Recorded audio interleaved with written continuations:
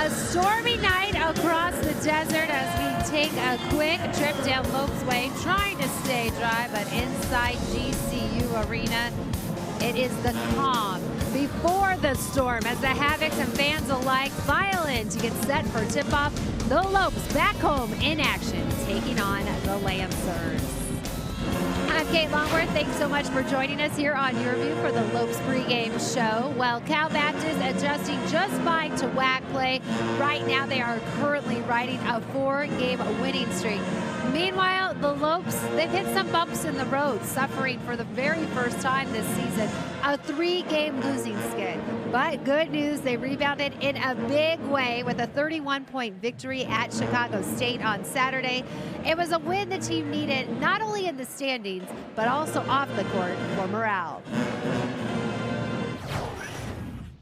I mean, it was pretty good. We came from, as you said, we came from 3 losses against UTRGV at home, New Mexico State at home, and on the road against UMKC, where we didn't play our best basketball. We, against UTRGV and New Mexico State, we didn't box out, we didn't grab enough rebound. And against UMKC, we played an awful first half of the game, and we didn't play good in the overtime. So it was pretty good, like winning against Chicago State, even if we were supposed to win. But we started the game really strong. We were on a 17-0, I think. We didn't let them score for like 6-7 minutes, so it was pretty good for us. We just gotta keep playing together. That was the biggest thing. After our loss against UMKC, us players got together and just really talked about what we need to do as a team, and really stay together and just do it for us, and know that what we want to do is still right in front of us. So, like in Chicago State, we started out I think 17-0 run, and that was really on our defense, and then our offense translated to that. So we just got to keep rolling with it and play together, and we'll be all right. Yes, the Lopes were off to a commanding start at Chicago State, 17-0 run. They opened things showing they meant business, and now we'll see what they have in store for the home crowd tonight. Meanwhile, we bring in the rest of our broadcasting team. They are on their toes from start to finish, ready to get the job done tonight on game night. We welcome in Barry Butel and Scott Williams. Thank you so much, Kate. Yeah, the Lopes back home after some nice road remedy in Chicago State. They needed it. They got out to a big 17-zip start and went on to a big win against the Cougars. Yeah, they really needed that. The 3-game skid, things kind of were getting a little shaky. And to go into Chicago State and play well was very important. I like the way they shared the basketball. I like the way they got after it on the offensive glass, getting second chance points. When you share the basketball, at least a high field goal percentage, they shot 57% in that game. Points off turnovers big time, 23-6. Second chance points, 14-zip. Big win, 90-59 over Chicago State. As you look at the Western Athletic Conference standings, it is New Mexico State on top. 3 games back in second are the Lopes. That's the spot, no doubt, that they want to secure come tournament time. Yeah, they want to secure that second place spot. You're not going to catch New Mexico State at that point. The most important thing is work on the things that you do really well. Carry some momentum into the tournament. Michael Finke is stepping up big time, and what better time than right now. Big 36 points in a losing effort at KC, but he came back and scored 24 in Chicago. He was on fire on that road trip. I love the way he moved without the basketball. He was ultra aggressive. When he had it going, you could see his confidence just build and build with every trip down the floor. There you look at his numbers, 34.5, 30 points, rebounding 7.5. Michael Finke needs to step up, be a leader here coming from the University of Illinois. Another guy, a big guy, they need to step up big time is Ollie at Labor. Inside game maybe not working, but from the arc, 10 of 18. Yeah, he's hot all over the floor. And I love when he gets out there, stretches the defense, puts a lot of pressure on the defense, the bigs to come out and guard, opens up driving lanes for the perimeter players to get inside, get some easy baskets. In rhythm is Ollie Labor, 31.5 minutes, 2-game road trip, 3-pointers, 7 of 13. You look at the 16 points at Chicago State, have 7 boards in that one. California Baptist making that transition from D2 to D1, and they're doing a great job, much like GCU did coming out of the gate. They're playing strong. They're winners of 4 straight, including 3 in conference play. They couldn't have asked for a better transition to D1 basketball. One of the best transitions in the history of the game, up right up there with Seattle and GCU. You know, they're looking to come in here and get a road victory. They're 6 on the road, ultra confident.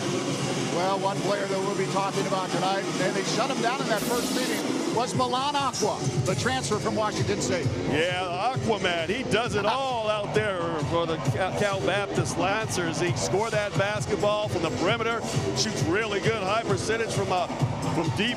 He's got that Steph Curry-like range, step 2 or 3 steps behind the three-point line. You come at him too quick, he will use his frame and try to get into that painted area. He leads the Lancers in scoring at 20.8 points per game. No doubt a player to watch here tonight. Kate, we'll send it back upstairs to you. All right, guys, and we did make mention of the standings, how they read right now. New Mexico State 11-1, right behind them GCU at 8-4.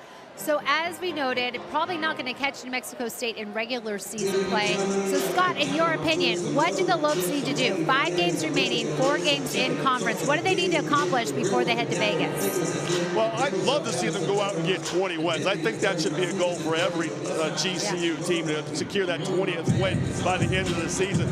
But more importantly, they want to be able to be playing very well. They want to be smooth on offense, you know, the best they can possibly go for the tournament, and make sure that they're defensively sound. No breakdowns. You just can't afford to give up easy opportunities in the conference tournament. So you want that defense communicating, rotating, not giving up any easy baskets. So in other words, playing Dan Marley basketball. Can they get the job done? Only time will tell. However, we also go to the man of the hour to get the game plan for tonight's action. That's right. Our Barry Patel sits down with Dan Marley after the team broke their season-high 3-game losing streak. Now they're 3 games back in the WAC race. So what is the plan? We'll talk about that right when we get back here on the Lopes Pregame Show.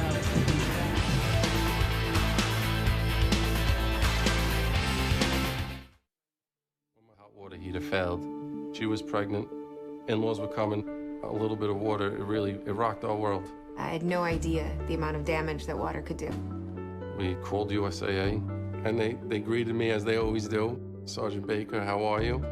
They were on it. It was unbelievable. Having insurance is something everyone needs, but having USAA, that's a privilege.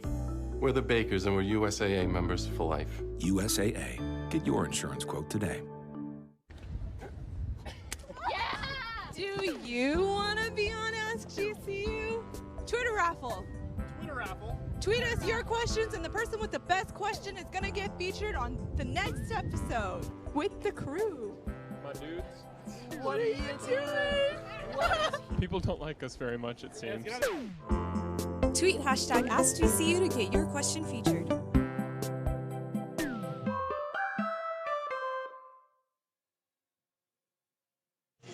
Western Athletic Conference basketball tournament tickets are on sale right now. Come support both the men's and women's teams as they try for their first NCAA tournament bids. The tournament is set for March 13th through the 16th at the Orleans Arena in fabulous Las Vegas, Nevada. Get your tickets now.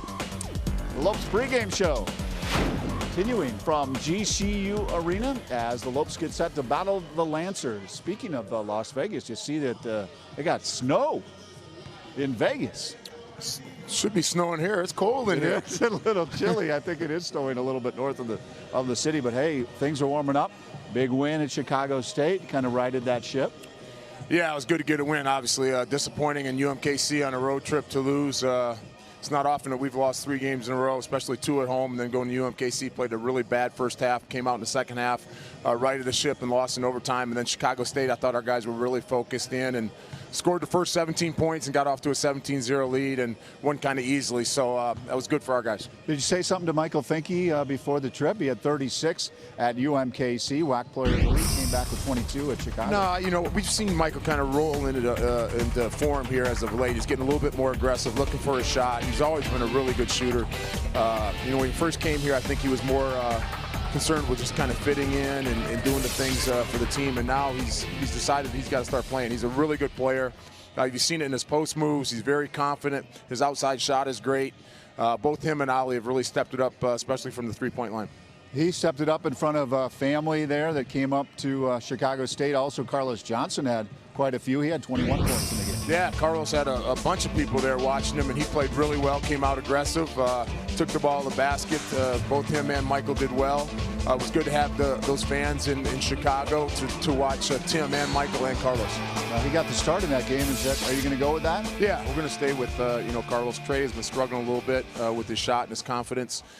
He found a way to make a few threes against Chicago State, so we're going to bring him off the bench. That allows me to play him either at the 1 or 2, depending on what's going on. So we'll just go with Carlos and Oscar starting and have Trey coming off the bench. Does that narrow the minutes for the guys on the bench a little bit as you close out the WAC schedule? I think it'll probably start to narrow down a little bit. I think I'm going to start playing Tim Finke at the 4 a little bit more as a stretch 4. Rod's been a little down and had the flu the last couple days, hasn't practiced. So I'll probably have Tim coming in and play the 4, Trey playing, then of course Matt coming in and playing the 5 also. So probably 8 guys, and then we'll see how Rob is feeling, whether he'll come in to play or not. Ollie Laver, he seems to kind of light it up a little bit. He was 7 of 13 from the arc. Yeah, he's starting to shoot the ball well. He's struggled a little bit from the inside, and a lot of that has to do because he's really, he's the first guy on the scouting report. He gets double, triple teamed down there in the post.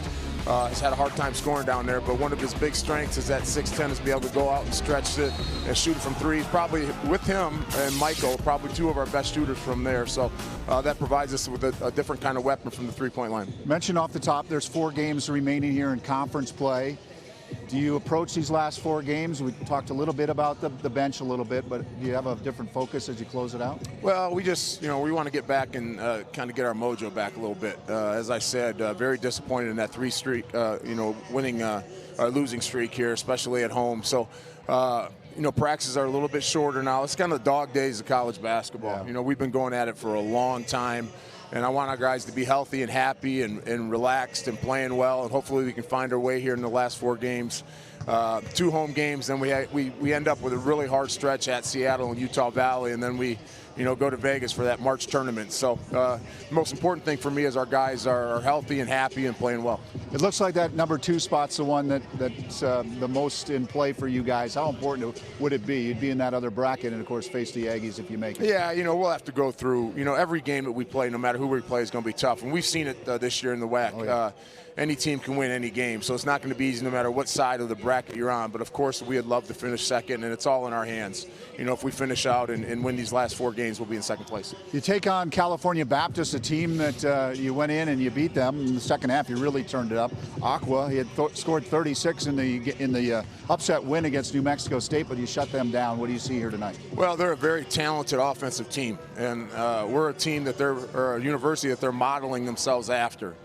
So they'll come in here with a lot of focus, and they're going to want to play well. We'll have to do a good job on Aqua. We did a great job out of them there. We had Jared in the lineup and guarded him with his size at 6'7", really bothered him. So that's going to hurt us that Jared's not in there. But we'll concentrate on him. But they got some other good players. They were 8 for 10 in the first half and shooting their threes, and they ended up 11 for 20 shooting the basketball and shot 51% at Baptist. So they're a very good offensive team. We're going to have to play really well. Quickly, is there a guy that could step in and be that pest, could be that guy, or at least something you're going to look at, maybe a Tim Finke? Step up? Yeah, I think it's just got to be the whole team. Oscar's got to continue to be a good defender. Carlos has got to use his size and ability, his athletic ability, but Tim's a guy coming off the bench. Trey's got great size, so it's pretty much going to be everybody. Nobody can do what Jared does as far as what he does as far as defensively taking charges and the way he leads, so it's going to have to be a little bit from everybody. All right, good luck tonight. All right, thank you. Head coach Dan Marley, Lopes taking on the Lancers. Stay with us. More of the Lopes pregame show continues after this timeout. You don't hear a lot about women and heart disease. When we come back, we'll talk with one of Dignity Health's experts on the topic and what you can do to help prevent heart disease.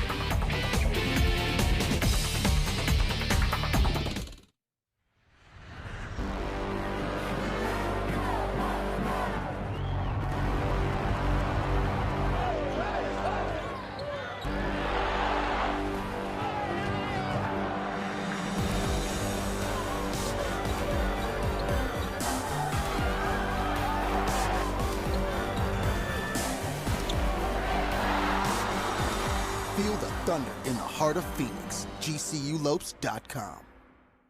There's an exciting destination for food, fun, and golf in the heart of Phoenix. Come to the GCU Hotel and Canyon 49 Grill, where our hospitality management students gain real-world experience and deliver unmatched service. Enjoy beautiful amenities like a resort-style pool, full-service fitness center, championship golf course, and coffee shop GCBC.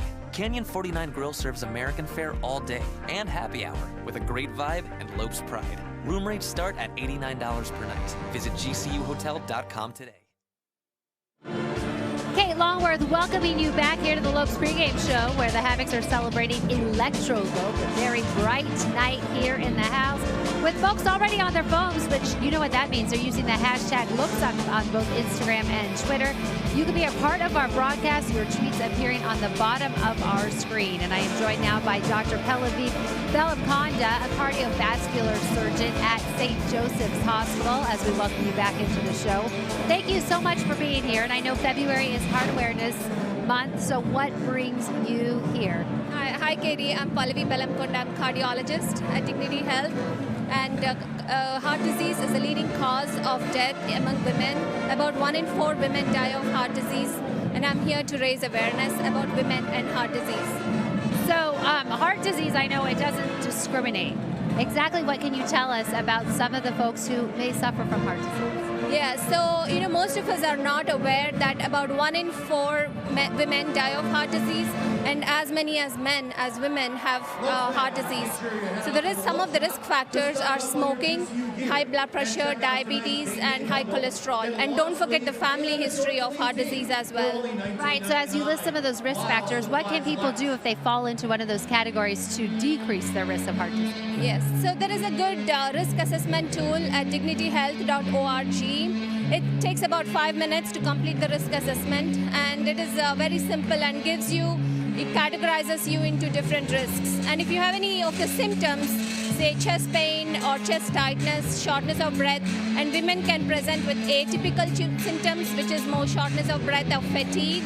And if they have any of those symptoms, they need to get medical attention. Yeah, what should you do if you are experiencing those? I don't know if they happen very immediately or if it's something that goes over a period of time, but walk me through that. So it is pretty immediate. You know what they say, time is muscle. So the faster you get medical attention, the better is the treatment and recovery from heart disease itself. And you are, of course, out here at GCU. Dignity Health is a big partner with GCU. What does that mean to you to be able to be out here tonight spreading awareness about heart disease? Yeah, I'm very pro-sports. So, that's another big thing about heart disease, too. About 30 to 40 minutes every day, at least 5 times a day is what you need to do, to prevent heart disease as well. So. All right, thank you very much, and I appreciate you mentioning that folks can go to your website. Can you give me that website once more, where they can go to take that risk assessment test? Sure, thank you. dignityhealth.org/heart. All right, thank you very much. We want to remind you to do just that. Take care of yourself, especially your heart during this February month. Don't get focused on Valentine's Day being over, but focus on your health. Thank you so much for being out here representing Dignity Health and supporting healthy heart disease awareness. All right, guys, we want to remind you that the party is still just getting started in here. You don't have to adjust your screen. It is bright in here. And who knows about the Lopes better than our Lopes insider? Paul Coro joins us next to let us know if the Lopes future looks bright. We'll be right back with Coro's Corner.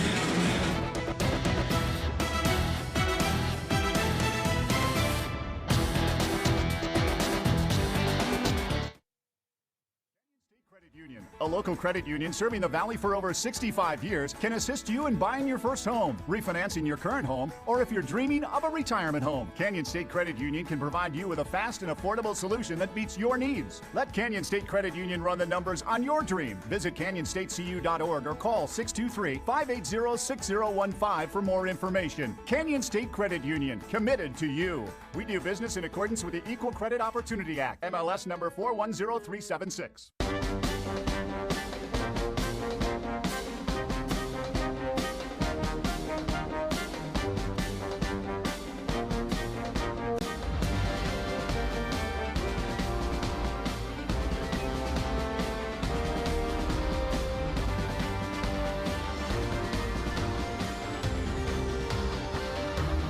Find your purpose at GCU. Private, Christian, affordable, and nonprofit. Visit gcu.edu.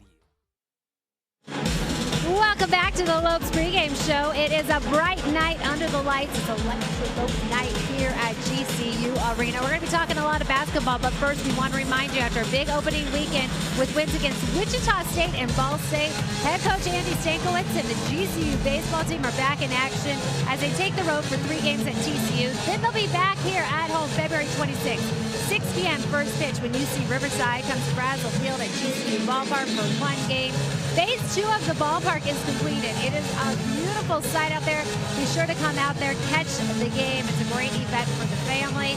And you can also catch all the action on GCU.TV. All right, Kate Longworth, welcome you back here to the show, and I'm joined now by the Lopes insider, Paul Coro. Paul, thanks so much for being here with us, and I know you're coming back off the road. So what stands out to you when you look at that big victory the team was able to rebound with at Chicago State? Well, really, it was the play of Michael Finke all week. He was remarkable. He won Player of the Week. They finally got a WAC Player of the Week. Hadn't had one all season, even though they've been in first or second. And Finke just dominated. He's so healthy now after going through some foot issues. He can do so many things. He had 36 points, 9 rebounds, and 5 assists at Kansas City. The only other person to do that against a Division I team this year is Ja Morant, the Murray State guard, who's supposed to go number 2 in the draft. And that guy had 10 turnovers in the game he did it. Michael didn't make any.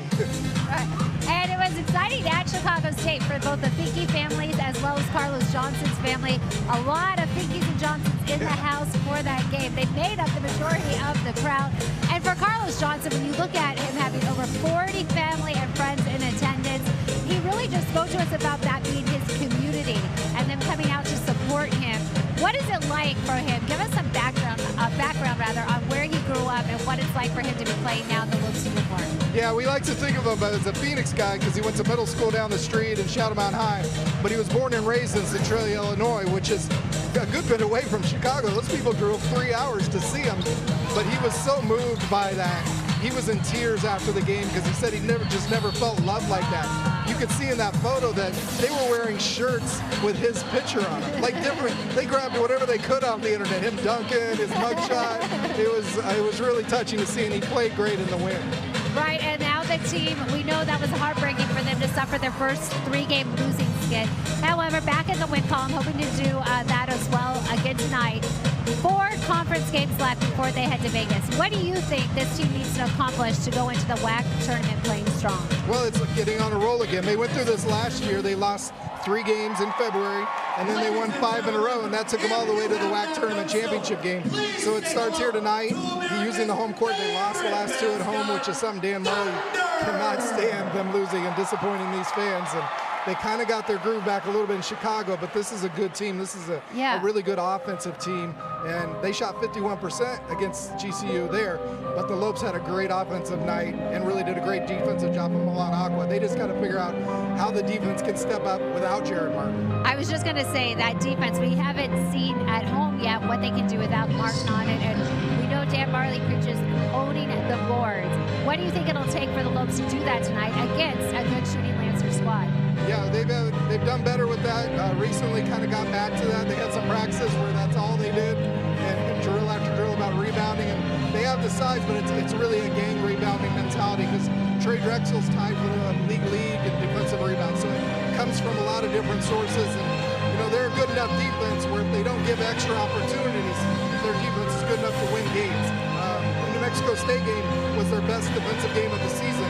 They just gave them a bunch of extra shots. Right. And how do you think these 2 teams are forming a little bit of a rivalry so early in these matchups with the WAC, but they do have a history together? Yeah, well, Rick Croy, the CBU coach, has said that they learned a lot and gained confidence by seeing what GCU did in its transition to Division I. They're not shy about saying that they copy some of what they do, including those guys right there. They have a section at CBU called the Crazies. Does that sound familiar? They do Lance Up. Does that sound familiar? A little bit like Lopes Up. It was a little bit eerie in Riverside. The arena looks like this before a second deck was added. Well, imitation is the greatest form of flattery, right? Well, we will see what happens tonight, if it will be Lopes Up or Lance Up. I'm guessing by this electric crowd, we know which way they're going to sway for that one. But it has become an exciting rivalry. The Cal Baptist not eligible for WAC play quite yet, so When we come back, we're going to take a look on exactly how everything is looking when the WAC competition is playing out. That is coming up next. But thank you so much, our Lopes insider Paul Coro, for joining us. You can catch all his work online. All right, we'll be back. The pregame party, I think it's safe to say, Paul, it's in full effect here at GCU Arena.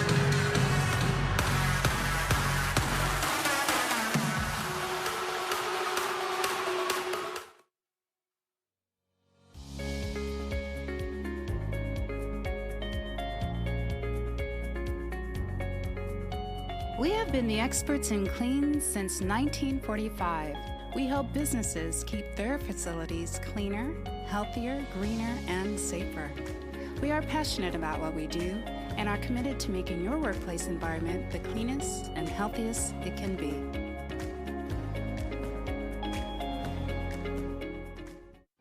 Our armed forces' heroism, courage, and bravery give greater meaning to what it is to be an American.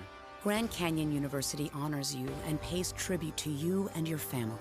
As a community, GCU celebrates your service, your sacrifice, and your commitment. God bless all the brave men and women who put our country first. We want to do the same for you. GCU puts you first with its flexible and convenient online degree programs. We salute you and thank you for your service. Welcome back. It is an electric night. It's a little bit of neon here for the Havocs as they get ready for tip-off between the Lancers and the Lopes. That's on the men's side. That's action tonight. But on the ladies' side, the GCU women's basketball team is coming off a big 84-49 win over Chicago State last Saturday. They play at Cal Baptist tonight, tip-off 7 p.m., and then Cal State Bakersfield on March 2nd. However, this is the one you want to circle on the calendar. The next home game, March 7th, Utah Valley, sitting in the 3rd position in the WAC, will come on to take GCU. Tip-off for that is 6 p.m. Hope to see you out here. Kate Longworth, welcome you back here on the Lopes pregame show here on Your View. The crowd, we always say how excited they are to have this team back in action, but they are ecstatic tonight. It's an electric theme here tonight, and I think they're just happy to have the team back home. It was kind of a rough skid for the Lopes as they dropped their first 3 games in a row this season. However, they bounced back with that big win at Chicago State, and Chicago State is in action tonight at Utah Valley. Chicago State has lost 15. Meanwhile, Utah Valley 9-1 at home. Tip-off there, 7 p.m. UMKC, they have won their last 2 games. They're in action at Seattle tonight, 8 p.m. tip-off. And on the women's side, Seattle University right now trails 48-67 at UMKC. 7 minutes to go in that 4th quarter. Utah Valley at Chicago State. That's a 6 p.m. tip-off. And as we mentioned, we'll be following Nicole Powell's GCU squad. They are at Cal Baptist tonight. Tip-off at 7 p.m. And this is what it looks like when we come to the top 25 on the college landscape. Duke was number 1. That was until Scott Williams Tar Heels had their way. They got the W last night, 88-72. North Carolina at Duke. North Carolina was ranked number 8 going into that job. However, it did not come without injury as Zion went down with a critical knee injury with just 38 seconds to go in the game. Number 6 Nevada is at San Diego. They caused their 2nd loss of the season. That's a college landscape. How's the WAC looking? Well, it's looking pretty exciting tonight here on Your View. We have tip-off coming your way with Cal Baptist in the house, the Lancers, and the Lopes. Tip-off is just on the other side. Grab that snack. Barry Patel and Scott Williams will guide you the game and all the way through. We'll be right back.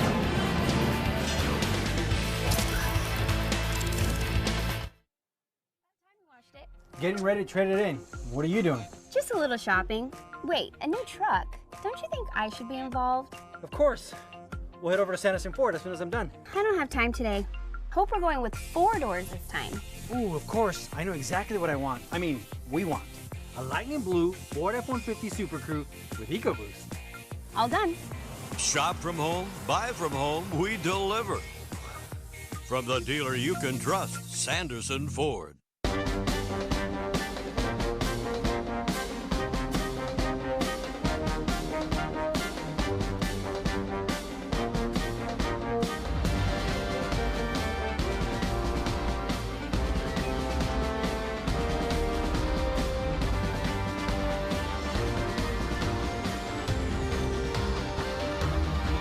your purpose at GCU. Private, Christian, affordable, and nonprofit. Visit gcu.edu.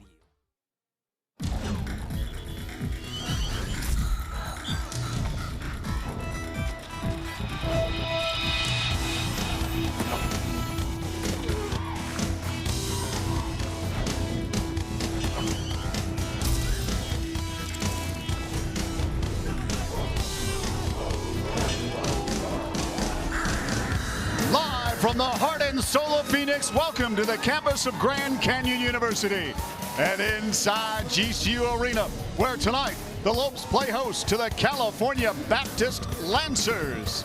Hello and welcome to GCU basketball. Alongside three-time NBA champion Scott Williams, I'm Barry Butel. Kate Longworth will be along in just a moment. Well, the Lopes coming home after putting an end to a three-game slide with a big win in Chicago. Yeah, it was a great win. They won that they really needed. They played great as a team. They shared the basketball. They shot a high percentage. They went inside for buckets. They were absolutely on fire from outside, knocking in 13 three-pointers. 14 zip second chance points, big 90-59 victory. Big was the last two games for Michael Finke. 36 at KC, 24 in Chicago. Yeah, this kid has just really got a nice groove to his offense right now. He's mixing up the outside game and going inside for buckets. He's moving well without the basket. He's attacking the rim all the time. They're really playing a good job of high-low basketball, big to big. There you see it, 36 points in 40 minutes at KC. He is the WAC player of the week. The Lancers coming in, riding a 4-game winning streak, 3 straight in conference play. Their leading scorer is the sophomore Milan Aqua. Yeah, this kid can absolutely do it all. Shoots the ball from outside, over 40% for 3 on the season. Goes inside for buckets, almost 21 points per game. He can get on the glass and he can run the floor. We'll keep our eyes on Milan Aqua and the Lancers as they get set to take on the Lopes. Let's send it down to the public address announcer, Paul Denuser, with our prayer and our national anthem.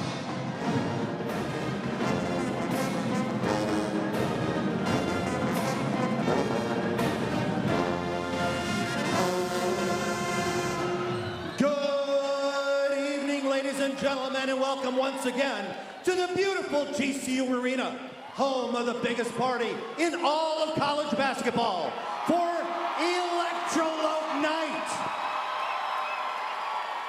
And tonight's Western Athletic Conference men's basketball matchup between the Lancers of California Baptist University and your Grand Canyon University and Lopes.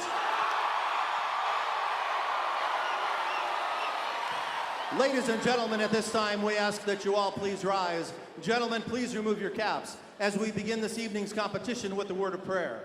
Tonight's prayer is led by Corey Tubbs, the athletics chaplain for Grand Canyon University. Let's pray.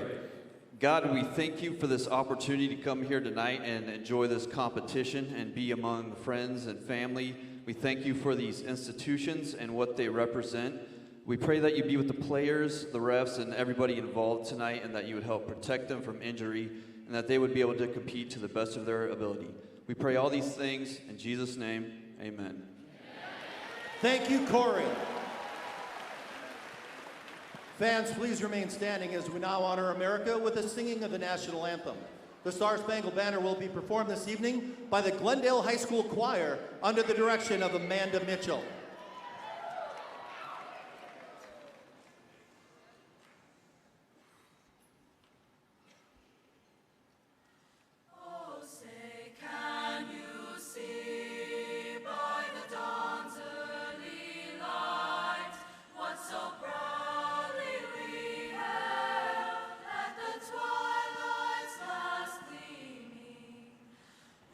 Stripes and bright stars through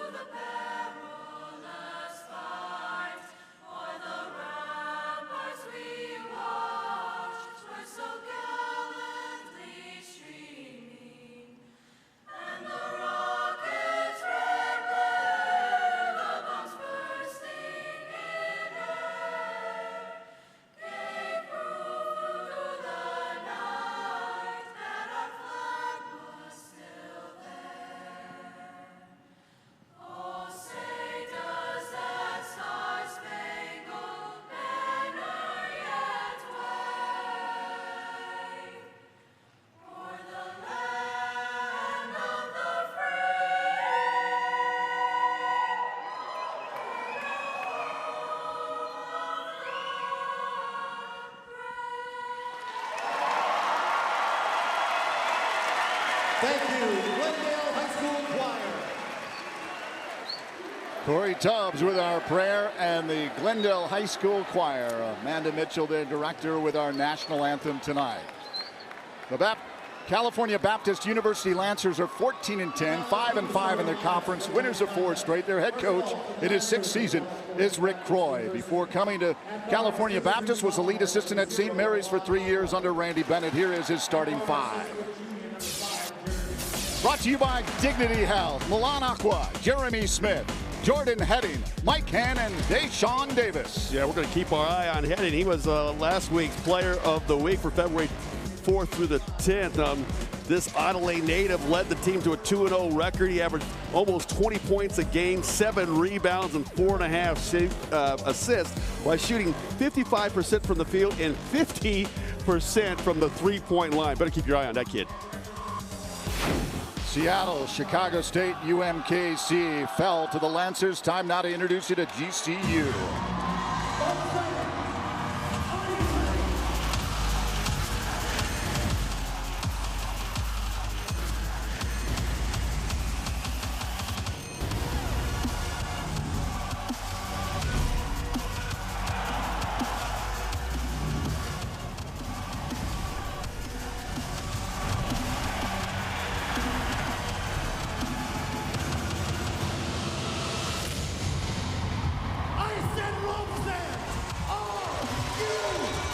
Here are head coach Dan Marley's starting 5. Carlos Johnson, Damari Milstead, Oscar Freyer, Michael Finke, and Alessandro Labor.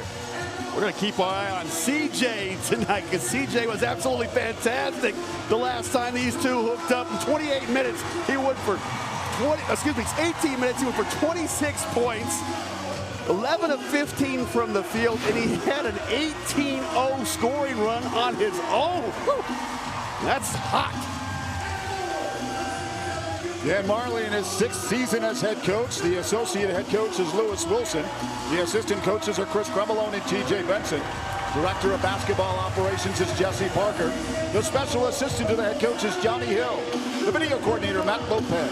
The graduate assistant is Dylan Hidalgo. The director of sports medicine, Jody Hackett. And director of sports performance, Gabe Borland. The Lopes 15-10, 8-4 in the WAC. Good for 2nd place, 9-2 here on their home court. Winners 90-59 at Chicago State on Saturday. Beat the Lancers in Riverside January 26th, 90-73.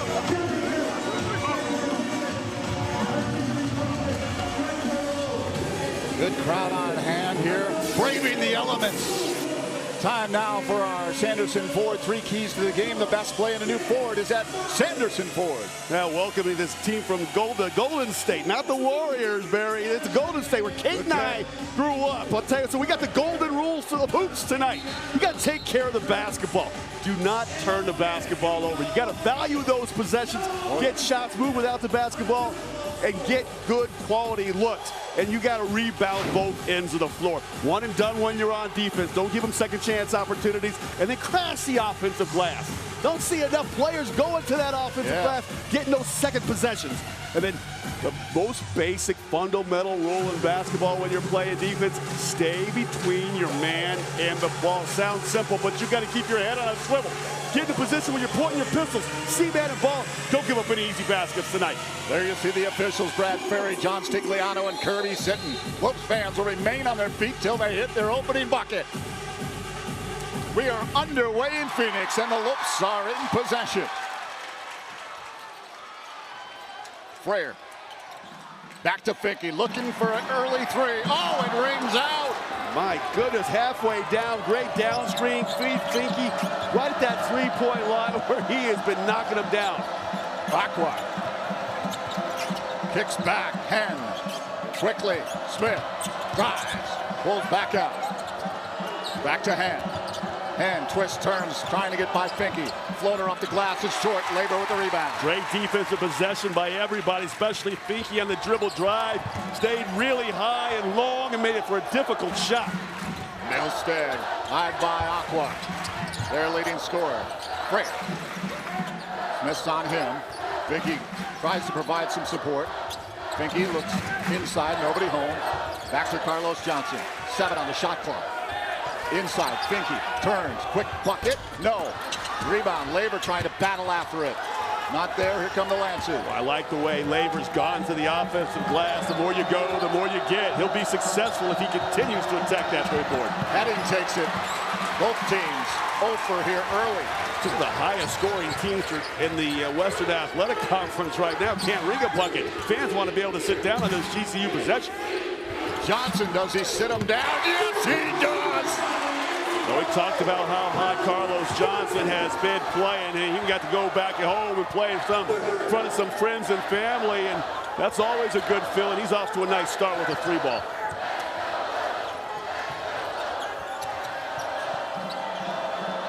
Aqua in the corner. Shoots it and nails it for 2.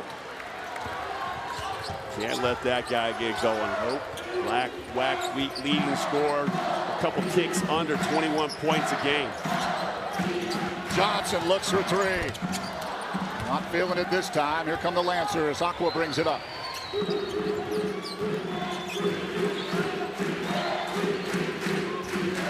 Try to get some help. Frees up. Davis underneath. Off the glass and in. Oh, they left the ball. Never leave the basketball, especially that close to the scoring area. They really worked on getting that ball out of Aqua's hands and those high pick and rolls. You saw the big really come out and hedge, but you got to stay with that roll man. Finke inside to Laver. Laver, double team, belong to GCU. 16 on the shot clock. Carlos Johnson one more time here, just sliding on the perimeter. Players get confused on the 2 guys come together with the basketball. Miscommunication led to an easy shot for Johnson. Ooh, careful, Milstead back. Laver, Johnson drives into the paint and puts it in. And that's where I like CJ Carlos Johnson when he puts his head down, uses those big shoulders, jumps over players, jumps by guys, and gets himself a bucket in the paint. All Carlos for the Lopes. All 5 of their points early on. Heading, bounce pass into Davis. Davis trying to work on Ollie Laver. Turns to his right, off the glass, and it drops. Nice moves down there underneath. You got the big guy coming back to the middle. You snap it off, throw that left shoulder into him, throw a right hand hook over the top of the taller player. Aqua on Milstead. Johnson goes left, doesn't go. Rebound, pulled down by hand. Sweet move underneath by Carlos, just couldn't put it home. Aqua long distance, big rebound. Freyer gathers it in. Wow, Freyer covered about 10 feet of space to go snatch that ball. Milstead on the run, off the glass and in. I see what GCU wants to do with their perimeter guys. They want to get inside that painted area, put a lot of pressure on that Lancers defense with the dribble drive. Heading. Back over to Hen. Hen near side in the corners for Smith. Not there. Rebound Laver. Laver doing a nice job boxing out, using that wide frame. Milstead kicks it back out. Laver quickly to Freyer. Freyer bounce pass into Michael Finke. Back out. Laver for 3. Not there. Rebound. Tap back. Doesn't go for Finke. Oh, Finke wide open on that tap back. He can't believe he couldn't get that one down. Inside, Davis. Belongs to the Lancers. So Milstead down there scrapping out, helping out from the weak side. Saved a bucket. 15:25 remaining, opening half just underway. GCU up by 1, 7-6 over the Lancers. Newest entrant to the Western Athletic Conference, downstairs to Cape Onward. All right, thank you very much, guys. I am joined by beach volleyball head coach Kristen Ward. Thanks so much for being here. You guys have your 4th season just about to start. Ranked 16th in the preseason, returning 8 players. A lot of exciting factors. What are you anticipating with the year ahead? We're just really excited with the progress that we made from last year to this year, and then also from the fall to now. We're playing some really good volleyball right now. So I'm just excited to see some faces, different faces on the other side of the net. You know, it's a long practice block between January and now, so just excited to get to compete. You open action tomorrow with a doubleheader, New Mexico and number 15 Loyola Marymount. What are you expecting from the competition? Well, first of all, we're hoping for no rain. But from the competition, New Mexico always has big athletic indoor girls that they bring, so that's going to be a tough first match for us, and just the the nervousness of being at home. And but LMU's ranked one spot ahead of us, so they're a well-coached team. They're a great program, so we're excited to see them. So it'll just be a lot of great volleyball. We expect a great turnout. We're giving out tank tops to the first 500 people.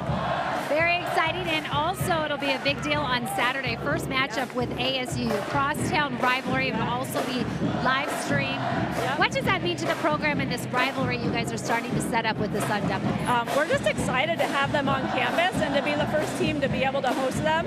And just starting this rivalry of the first two, the largest universities in Phoenix getting to play each other and compete, and we're right down the road from them, and we're just excited for the electric environment. We have one of the best student sections in the country, and I know it'll be a really electric and exciting environment.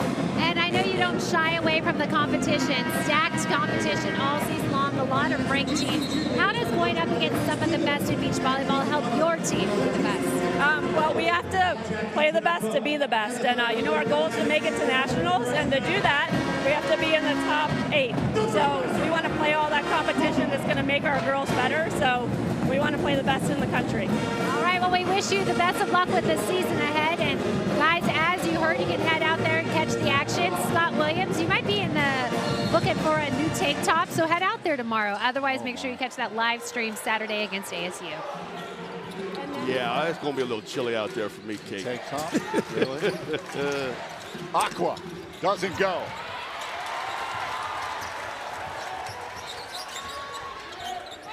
That's great.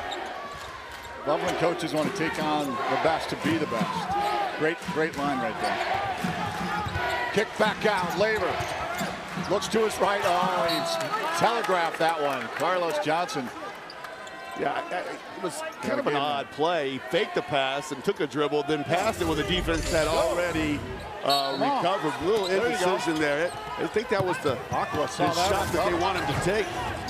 Ooh, all the way over to Freyer. Freyer wants some. That's going to be short. Starting to feel like the temps outside in here. Ooh, real chilly. Heading back to Aqua. He's going to slow things down a little bit. Back up. Freyer's on him. Laver came out for a little bit of support.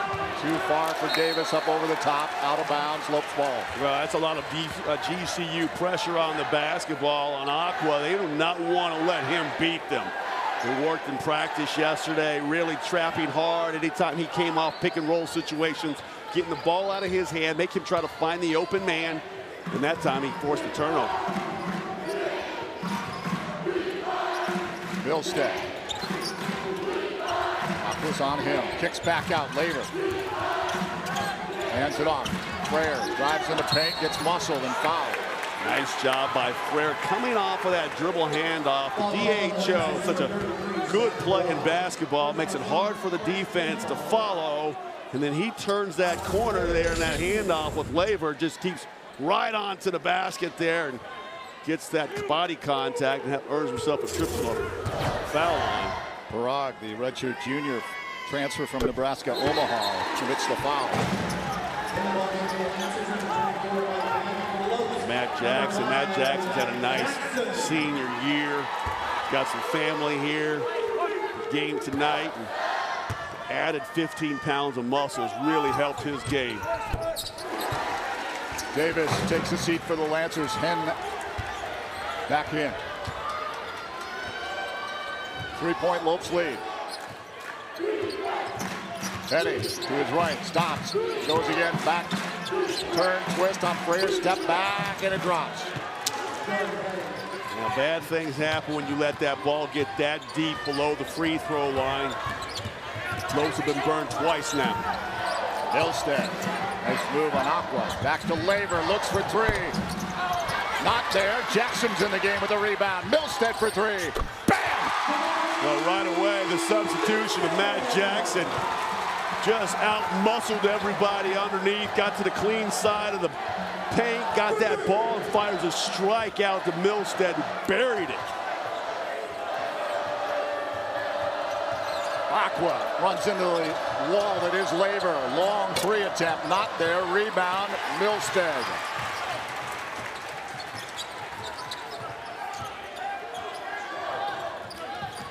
Milstead leaves it. Carlos Johnson. Jackson will hand it back over to Carlos. Carlos trying to move by heading in the paint. He's swarmed and fouled. Matt Jackson, well, he set that up. He realized that he could get an isolation on that right side of the floor with Carlos Johnson. He comes over, sets that pick. Now that big comes out on Carlos Johnson. He just attacks the feet of the big. Watch this one more time here. Little pick there, sees the big. It's a little spin move there. The spin cycle, got that contact, goes to the line. Knocks down the first.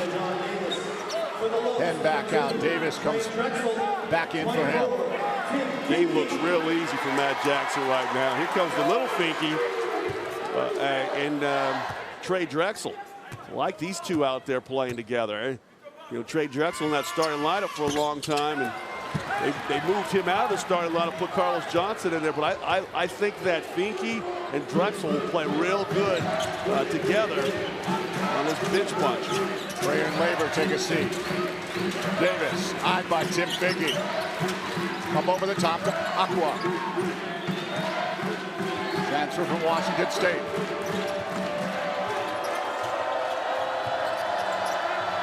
Looks for Prague inside, not there. Oh, beautiful pass. You got to make that. Oh, look at the sweet move by Carlos Johnson off the glass. Boom! He came out of there, flexed a little bit, didn't he? Popping the deltoids on him. 6-0 run for GCU. Awkward three, and he nails it heading. Marley will not be happy about that because they do not want to let Aqua just sit up there, isolate, and knock down shots over the top of the defense. Get up on him, force him either out to the side of the wing or force him into help where you got some bigs underneath waiting for him. Milstead takes it back from Drexel. Carlos Johnson. Eyed by heading. Looks to cross over. Step back. Good. Oh, somebody's feeling it. He's got all the bag of tricks working right now. All those tools are spread out all over the kitchen floor, and he's going to work. Tyrell in the game for their CBU. Oh, travel. Prague. Matt Jackson, boy, oh boy, what a job he's done in the 4 or 5 minutes he's been on the floor. 6-point Lopes lead. Coach Troy and the Lancers visit GCU as a D1 opponent in the Western Athletic Conference. We'll return to Phoenix after this timeout.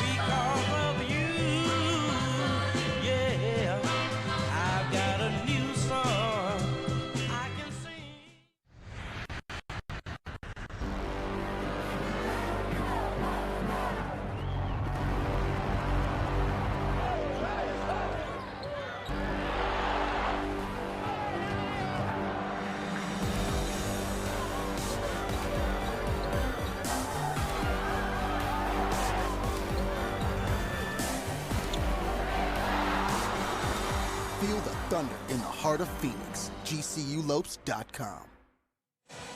Tonight's GCU men's basketball game is brought to you in part by Dignity Health. Hello, human kindness.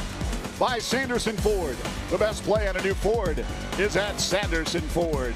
And by BSN Sports, the largest provider of team sports equipment and apparel in the country. Barry Vitale, Scott Williams, Kate Longworth from GCU Arena in Phoenix.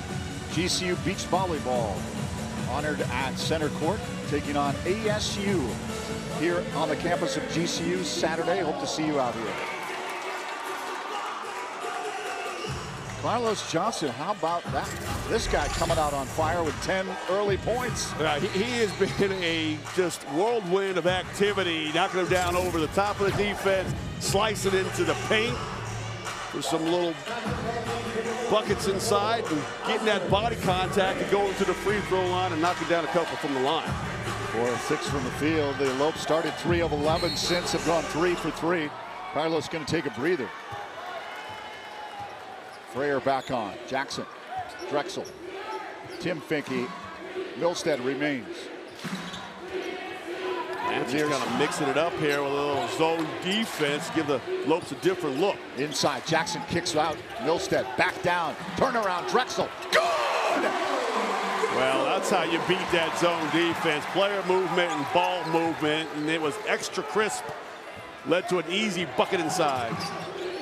Aqua high by Milstead. Far side bounce pass. Davis trying to turn on Finke. Back to Aqua at his feet. Swarmed back out. Davis looks for 3. Out. Freyer there. A good job trapping on Aqua. He finds the open guy, but nobody on that offensive glass. So GCU doing a nice job cleaning up their defensive boards. Drexel swarmed, finds Milstead. He eyes 3. He's fouled on a 3-point attempt by Glenn Morrison. Cardinal sin right there. You never want to foul a jump shooter. You especially never want to foul somebody shooting a 3-ball. Good job there. Drexel on kind of a cross-court pass. Sure enough, got that contact when Milstead was still in a shoot motion. Lopes got a chance to open up a double-digit lead here with a free throw make. Morrison, the freshman from Canberra, Australia.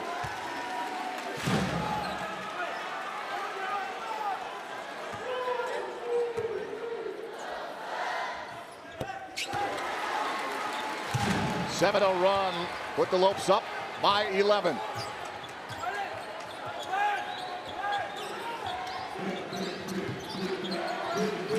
Petty turns to the bucket, looking for an opening, kicks back underneath for Morrison. Is fouled by Milstead. That's that one. You don't want a flagrant foul, but you want to go ahead and crack the guy well enough to not allow the bucket in one. Just let him go to take his arms out. Don't let him get it up his shoulders and let him earn it from the free throw line. He got beat with good defense, but don't reward him with a bonus shot free throw here. Doesn't go.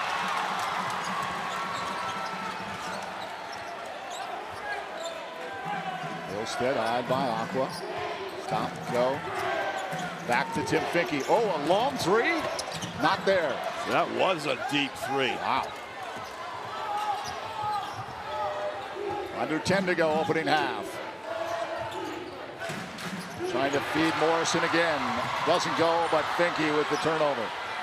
Morrison leaves for Davis, turns right-handed in. Wow. Costly turnover. Finke makes a great play stepping in there and getting that steal. Tried to do a little bit too much with it on the dribble, gives it up, and Davis really made him pay there. A twisting move in the lane. Milstead sees an opening. Oh my, these turnovers. Nasty. Drexel comes back. How about the hustle by Drexel? He's over here on the far wing and tracked that ball all the way back to the middle of the court and punched it away. Now the Lopes get a chance to set their defense. Look at this extra run here by Drexel just to swat that ball out of bounds. Said, no way. You're going to have to set up underneath. Davis appeared to slip a little bit. He walked. Yeah. Oh, officials right over that. He tried to bang into, was that Matt Jackson? He's like, that's a wall. I'm going to have to go ahead and put 2 more feet down to try to run through it. The referees were all over it. Wow. Line Drexel. Finds Tim Finke. Turns. Freyer heading on him. Freyer step back. Bounce pass into Jackson. He turns. Fires. Oh, it's not there. Pulled down by Aqua.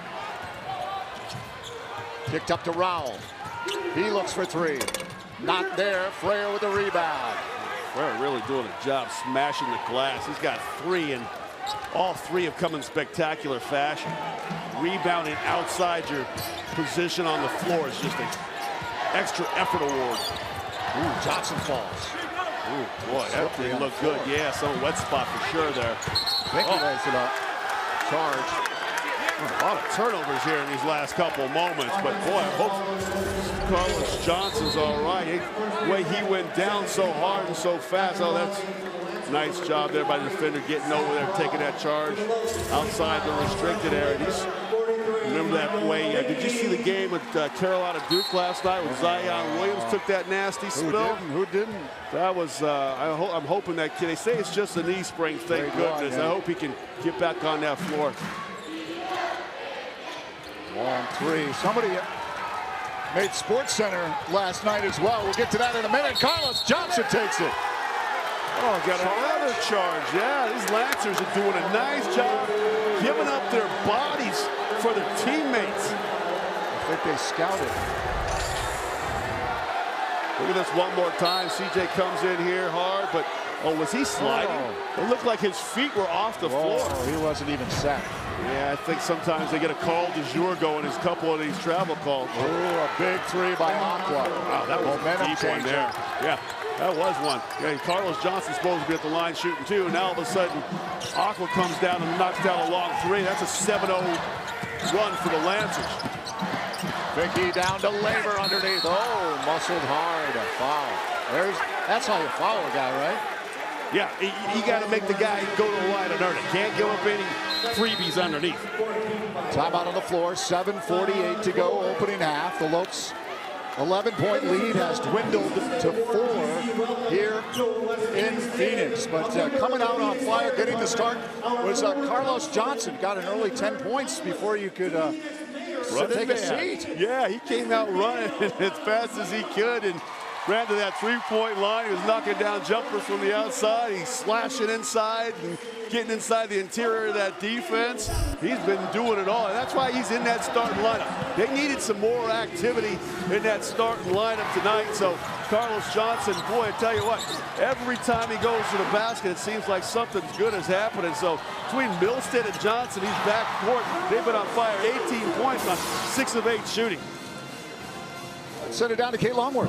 Saturday's action, Chicago State, not only big for the team, but also for Carlos Johnson. It was kind of a homecoming for him. The junior guard played his basketball down the street here, of course, but before moving to Phoenix, he hailed from Centralia, Illinois, and as he returned to his Chicago roots, so did over 40 of his closest friends and family.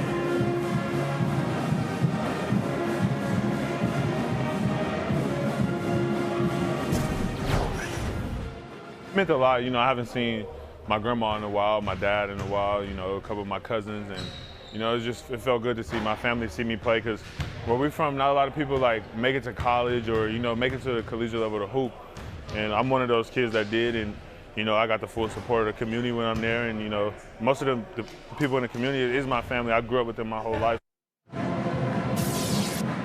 And he gave his dad, his uncle, all his family, friends, grandma, everyone in attendance, his community, plenty to cheer about. 21 points in 28 minutes of action. And to think he didn't even make his grade school teams when he was living back in Illinois. Of course, he did become a standout here at Shadow Mountain High School. And it was also a big homecoming for the Finke brothers. They hail from Champaign, Illinois. The Finkes and the Johnsons were in the house. And Scott, I bet you remember as a player just some of those special cities you would go back to, some special friends in the house, whatever it would be that would just help you elevate your game. It's been pretty exciting. We've seen Carlos Johnson play some great basketball here in the Lopes uniform, but pretty special for him to be able to do that back, quote unquote, home. That's awesome. Yeah, that extra adrenaline boost you get from having family and friends in the house, especially grandma. Oh, yeah. He didn't make his grade school team. Well, Michael Jordan got cut, right? He didn't make his high school team, right? At least that's how the story goes. That's right. He was cut freshman year. Never give up. Little pad to the Lopes as the Lancers came back to cut it to 4. Aqua wants some more. Doesn't feel it this time. We got Trey Drexel down there trying to muscle underneath, trying to get that rebound, kind of low bridging. Marley wants him to Box out, came up over the top.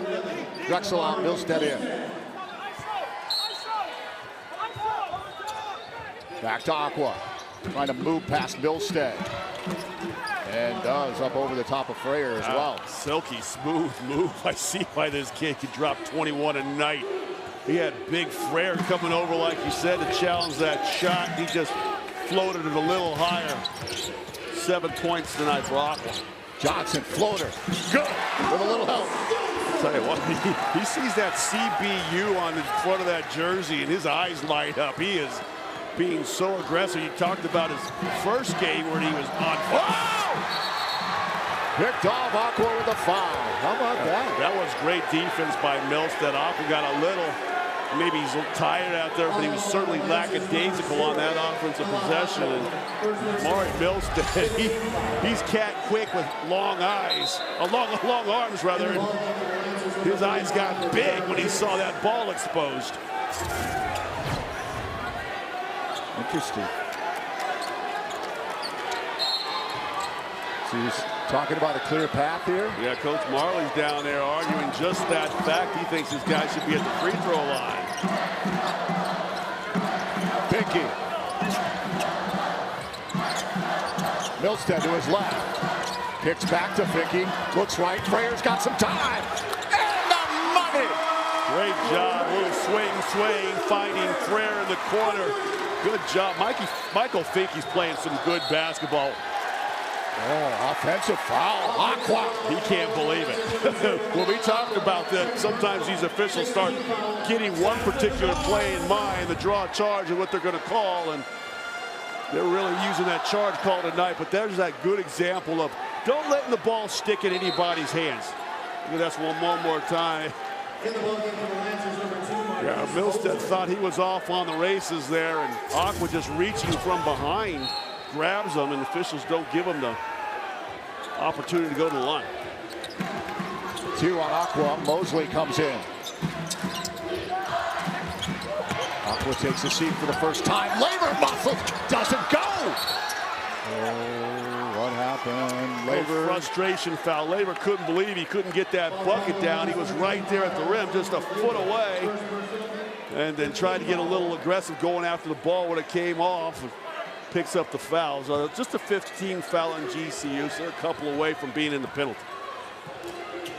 Labor has 2, Finke nothing. The bigs for the Lopes. Both played well on the road.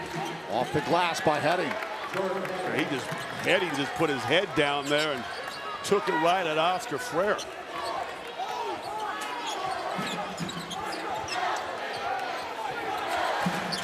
Milstead bounced past Johnson, swarmed, Milstead. A lot of turnovers in his first half. And some of them unforced. Now the Lancers, give them credit, have been stepping in and taking some charges, but that's an unforced turnover right there.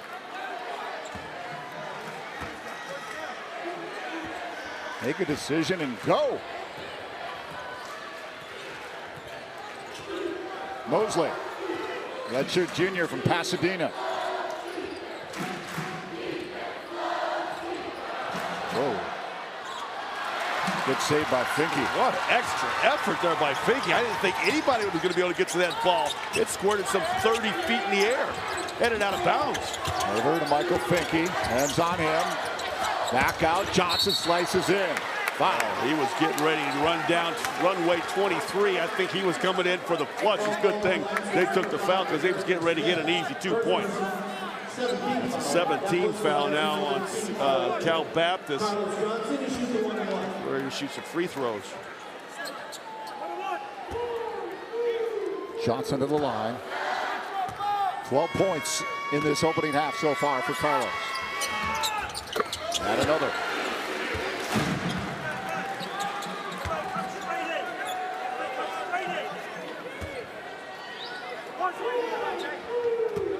Keep an eye on those numbers for Michael Finke and Ollie Labor.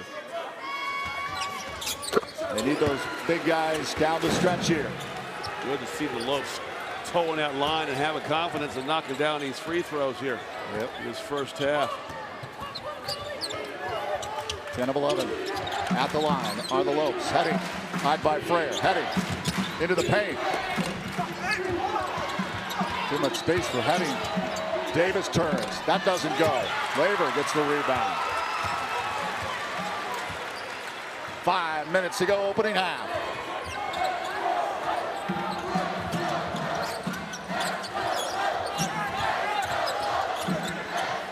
Laver bounce pass. Carlos Johnson near side. Smith on him. Turns. Looks over the top. And it hits. No, it misses. We're short. It was an optical illusion because I thought the ball had gone through the net as well. Oh, a little heated action here between the Lancers and the Lopes.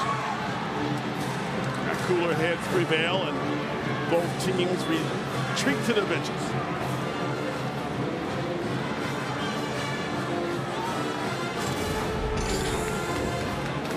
One more time here. It hit underneath the basket, caught part of the net, so it looked like it went in. Everybody down here just trying to get to the ball. I'm not sure where the pushing and shoving started. I think that they were just trying to get back to the bench. Boy, walked up over the top. Yeah, nobody likes to get walked up over. No. Yeah, that's interesting. Could have went around the big man on the floor, but he decided he wanted to try to walk over the top. Not a good move. Mosley. It's always the little guys that are the feisty ones out there on the floor, want to try to start something with the big guys. Says the big guy.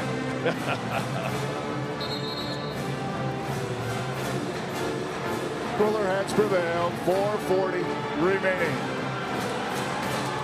Lopes have opened up a 9-point lead. Yeah, look at Bill Mosley. 5'9", 170 pounds. Oh. He wants to take on the 7-foot, 240-pound Laver. Thunder put on the Rocky gloves over there.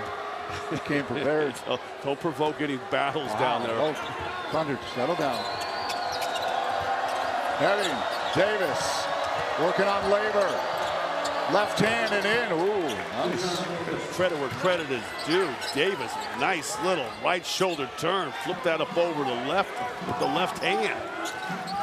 8 points, 7 rebounds for Davis. Foul, Mosley. Davis, another product of Oakland. Milstead, Frayer, both from the local Oakland area. Some talent up there.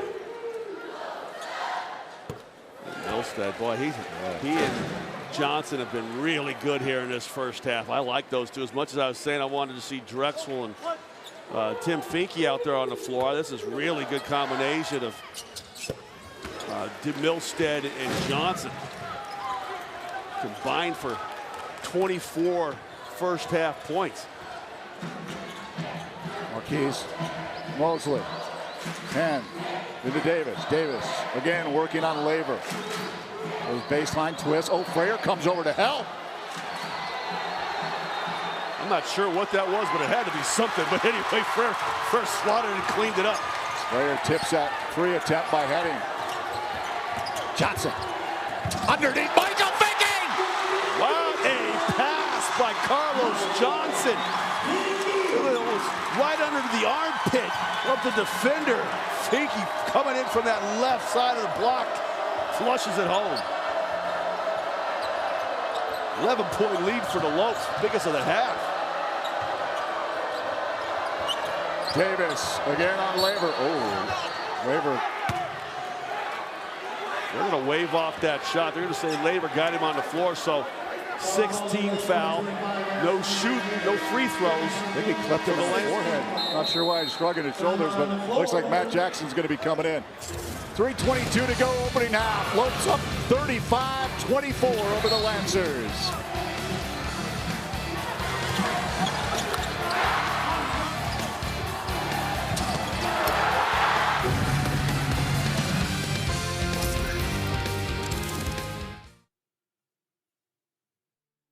Water heater failed.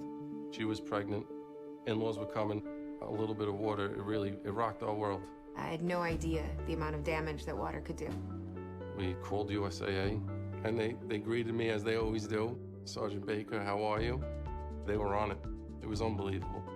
Having insurance is something everyone needs, but having USAA, that's a privilege. We're the Bakers, and we're USAA members for life. USAA. Get your insurance quote today. There's an exciting destination for food, fun, and golf in the heart of Phoenix. Come to the GCU Hotel and Canyon 49 Grill, where our hospitality management students gain real-world experience and deliver unmatched service. Enjoy beautiful amenities like a resort-style pool, full-service fitness center, championship golf course, and coffee shop GCBC. Canyon 49 Grill serves American fare all day and happy hour with a great vibe and Lopes pride. Room rates start at $89 per night. Visit GCUHotel.com today. Welcome back. The Lopes winding down their play here in the first half. Just over 3 minutes to go. Right now they sit on top of California Baptist with a 35-24 lead. And we know the fans wreak havoc here on the game when they are inside GCU Arena. But the Lopes fans know how to take their cheering and show on the road as well. It's the 4th season of Lopes on the Road that provides opportunities for alumni, current GCU students, faculty, and Lopes fans to cheer GCU on when they're not at home here on the GCU campus. Each event includes a tailgate and reception mixer for all the Lopes fans, plus tickets to the game, as well as some swag for the game. Now the next big Lopes on the Road will be for the basketball team will be in Las Vegas. March 13th to 16th is the Big WAC tournament. You can cheer on the Lopes there to see if they can punch their ticket to the big dance. Meanwhile, as you saw on your lower screen, for baseball, there are some Lopes on the Road events Tuesday, April 23rd at the U of A, and Saturday, May 18th at Sacramento State. You can get more information at GCULopes.com. Heading with some nice moves, but can't put it in. The Lancers, went off of the fingertips. I gotta say, one of the Lopes players knocked that out of bounds. That was a nice little slide to the down. He tight ropes the baseline here and tries to do a little dipsy-do. And Matt Jackson says, no, you shall not pass. Would have been a beauty if it had gone. Heading. Ooh, look who just picked his bucket. Jackson takes it to the bucket. Oh, Milstead saw him with his back turned the whole time. He kind of tippy-toed over for the steal, stepped it away, and what a nice pass over to Matt Jackson. Milstead getting it done here in this first half. 6-0 run. Step back, doesn't go. Rebound underneath Davis. Oh, open a harm. Yeah, he just flexed out underneath that basket there. Davis with 8 boards now, and 2 on the offensive end. He was determined to get himself a bucket underneath. And the Lancers really needed that. Those were in the trying to steal the momentum and take it into the locker room with, and that'll stem this tide a little bit. 10 points and 8 boards we talked about here for the big man. Drexel returns. Carlos Johnson's going to take a break. 10-point Lopes lead. Yeah, they don't have Aqua on the floor. He's on that bench. Coach doesn't want him to get his 3rd foul here in this first half. Drexel. All the way over to Milstead. Down low into Michael Finke. Hide there by hand. Quickly. Drexel to his right. That's a Stops. shot. Pops. Good for Trey Drexel. He likes a couple feet around that right elbow. He gets himself on balance after a spin move very nicely and knocks down the 14-footer. Heading. Got some moves. Looks for the 3. Short. Rebound though. Oh my. Davis again. Man, Davis is working hard. Another hoop and harm. This one on Drexel. Man amongst boys underneath right there, right now. Somebody better get in the weight room. Look at Davis just outworks Finke to the basket there. And then what was that? Drexel comes over. He tries to help out. He's no. he ran into a moving force and he went down like a sack of potatoes. Work that Davis has done here. What is that? 13 points, make it 14 points to go along with 9 boards. He's got himself nearly a double-double here. Still got 2 minutes to go in the half. Guys got to get in there and get some weight reps in. Drexel. Finke turns. Back. Milstead. Give me 3. No, not there. Oh, Freyer tried to put it back. Jackson was there too. Mosley, little stop and go. Look who just flew right by Michael Finke. And here come the Lancers. Wow, they talked about thought the Lopes were going to be the team taking that momentum to the locker room, but a couple offensive boards changed the complexion of this first half. Davis doing a real nice job on the glass, and Mosley using his speed against the slower-footed Finke. Down low, Michael Finke turns, pops. Got such a nice mid-range game. Fifth-year smart senior knows how to find the open spots against his own defense, and you know, it turn and gun right there from the 14 feet in front of the bucket. Got a little scared there, the Lopes. The Lancers not going away. Mosley into Davis, who's been red hot. Jackson's going to come over, swarm it. Travel. Michael Finke gave an assist on that call, it appeared. Real good, aggressive double team. They came body to body on Davis, and instead of making the pass out of the double team, he tried to fight his way through and split the double team, and his feet started moving. Not the only mistake that kid's made here in this first half. Phenomenal opening half. Deshaun Davis. Player quickly in the corner, Michael Finke. Oh, that's off the side of the backboard. They tried to go quick, get a 2-for-1. There's about a 5-second differential between the shot clock and the game clock. I don't know if it's really going to pay dividends for the Lopes unless they can get a steal or a quick run out. 13 on the shot clock, 12. Headley looking to make a move. 10, 9, 8. Here he comes. Stop, go, go. Up high. Didn't even look. Almost dropped. Finke quickly up. Timeout. Marley's got one to burn here before the end of the half. Says, hey, I got 6 seconds. I can draw up a good play for my team. I don't know if they're going to put any time left more back on that clock. I think they're going to leave it at 5.7 seconds. But plenty of time to race that ball down the floor and get a good look at a three-pointer. Director of Basketball Operations, Jesse Parker, quickly over to the officials and take a look. Trying to squeeze a little bit of extra time. They're going to review. 41-32. That's good opening half for both teams. I mean, obviously, Cal Baptist would like to be a little closer, but with Aquan foul trouble, Davis has picked up his scoring. Mosley's done a nice job out there. And Headley, he's been active. At GCU, this is where you want this game to be played. You want a game in the 80-point range. I think that's when they're at their best, even though Cal Baptist is one of the highest scoring teams in the WAC. Take a look at the men's basketball upcoming schedule. Non-conference Eastern New Mexico comes to town next Wednesday.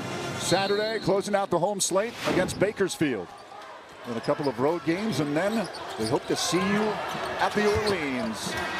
Milstead doesn't put it home. We're at the break. 41-32. Lopes over the Lancers here in Phoenix after one half of play. The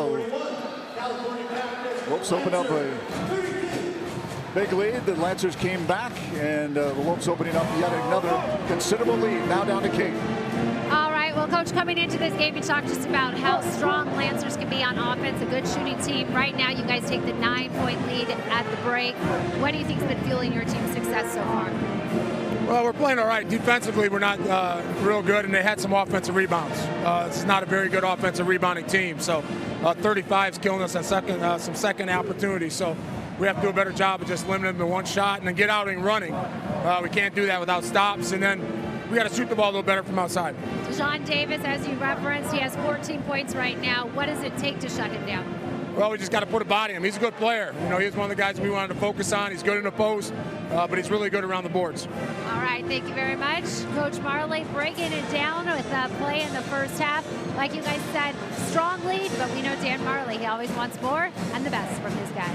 No doubt about it. 41-32, the Lopes over the Lancers. Kate will be back with more of our halftime festivities here in Phoenix right after this timeout.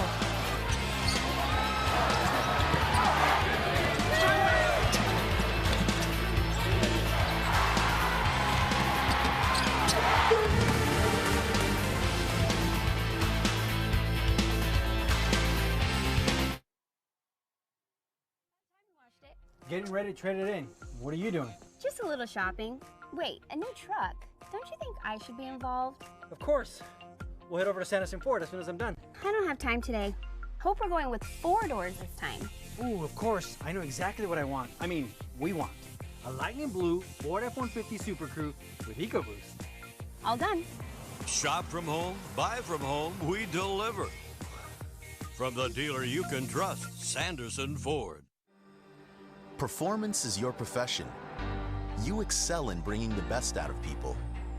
Through leadership and insight, you help others fulfill their promise. You share a unique bond with your family and cherish your time together. But you strive to take the next step in your career. GCU's online degree program in performance psychology will enhance your skills in helping others succeed. Master your craft in an online PhD program that puts innovation and technology at the heart of education. And you can do it all within a tight schedule without disrupting other aspects of your life. With a PhD in performance psychology, you'll have the tools you need to elevate your performance to the next level. When human excellence meets cutting-edge technology, business advances. Find your purpose at GCU, where advanced technologies drive education. Private, Christian, affordable, nonprofit. Visit gcu.edu/online. We welcome you back inside GCU Arena. The Lopes kept the fans cheering in here with a 41-32 lead over Cal Baptist. And now it's the Russian bar trio that is entertaining this electric crowd. Neon night here in GCU Arena. And the Lopes shining bright so far. Welcome back to the Lopes Halftime Show. I'm Kate Longworth here on Your View. And I'm joined now by BSN Branch Manager Josh Mayer. Thank you so much for being here, Josh. And I know the BSN is very new here to the Valley, so just explain to me what it's all about. Well, BSN is new to the Valley, like you said. We're a Team Direct sporting goods dealer. We work with high schools and colleges and club sports throughout the Valley.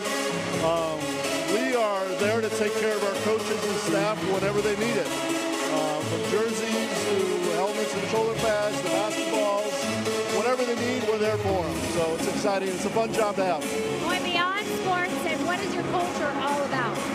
Well, we really believe in taking care of the coaches and the athletes, much like Grand Canyon really believes in that same culture, you know, taking care of each other. That servant leadership type of culture is what we truly believe in at BSN, and it's awesome to get to work together now. It seems like a natural fit, but why was it key to team up with GCU and work with their athletic program and provide them that support? You know, one of the great things we get to do is obviously be part of this, but we also get to help out other areas of campus. We work with club sports and intramurals, and whatever Grand Canyon needs, we kind of fill that need. Everything from their new rec center to you know, any kind of other needs that they might have. They give us a call, and we can do what we can to get over here and help them out. And GCU obviously has a lot of great support for their athletics as you're taking in tonight's basketball game. How are you enjoying your experience? What comes to mind? You know, being in the Valley for the last 12 years myself and seeing where this has grown from a few hundred fans to an awesome couple thousand, 6,000 to 7,000 fans, it's awesome. We're proud to just be a little bit part of it. All right, well, thank you so much, Josh, for joining us here and representing BSN and their partnership here with GCU, providing them support, as you heard, beyond sports and whatever they would need.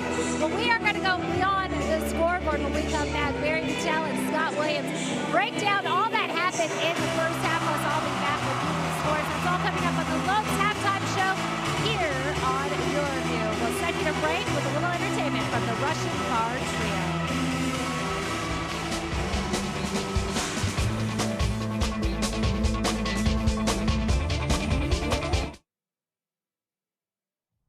Label me. You know you want to. Don't be shy. You do it behind my back. So say it to my face. You don't know me. You know what I am?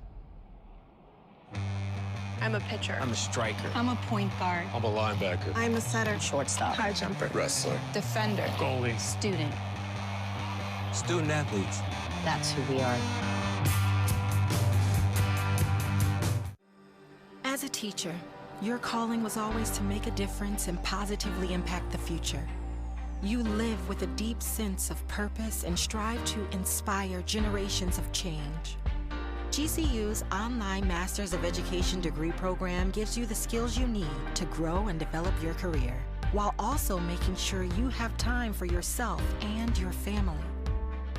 Today, you can learn anywhere and anytime, giving kids a look into the technological advances that pushed you forward. Being strong and compassionate makes you a role model through this formative period in their lives. You're not just inspiring future generations of leaders and innovators to reach for their dreams. You're giving them the tools they need to achieve them. Find your purpose at GCU, where advanced technologies drive education. Private, Christian, affordable, nonprofit. Visit gcu.edu/online. We are back at GCU Arena in Phoenix, 41-32. The Lopes over the Lancers. Barry Vitale, Scott Williams back with you on this chilly, rainy night here in Phoenix, but got heated a little bit as the Lopes went out to a pretty good lead, and Carlos Johnson certainly shined as we take a look at our Canyons, well, our Dignity Health halftime stats and highlights. Yeah, I mean, take the care of the basketball a little bit better in that first half. Give yourself some more opportunities, but Carlos Johnson made the most of his opportunities, slashing to the basket. He had 5 early points in this one, but Davis, oh my goodness, what a beast he was in that first half. Down there on that right block, left shoulder turn, throws it over the top of the defense. Bill steady, he was rocking that first half, 10 quick points. Carlos Johnson again on the ISO, little tricky dribble out the outside, and then Aquaman, he knocked down a long 3 when he caught the Lopes snapping on defense. How about Frere in the corner now? Rainbow 3 out of the corner. Knocks down the triple. Then Davis. So I got to do it with my right hand. I can do it with my left hand as well. And then I love this one right here. Billstead just gets, CJ gets it over to Finke flush. And then this one steal. He comes all the way from the other side. Tiptoes over Rose. Quiet light. Takes the ball. Feeds Jackson 5 for a fast break opportunity. As you look at our halftime stats, 41-32 the score. Field goal percentage pretty close. Rebounding is pretty close.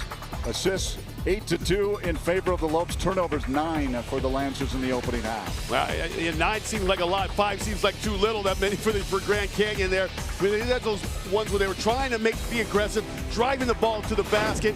But those Lancers stepped in and took them charges. I think Coach Marley's going to want his team to keep that up-tempo pace here in the second half, try to keep this game around the 80-85 range. And how about the Lopes from the line? 12 of 13 from the free throw line. Knocking them down. That's because they're being aggressive. All right, we will be back in just a moment. Kate will be back with our top scorers of the half, and then the second half will be underway from Phoenix with the Lopes up by 9.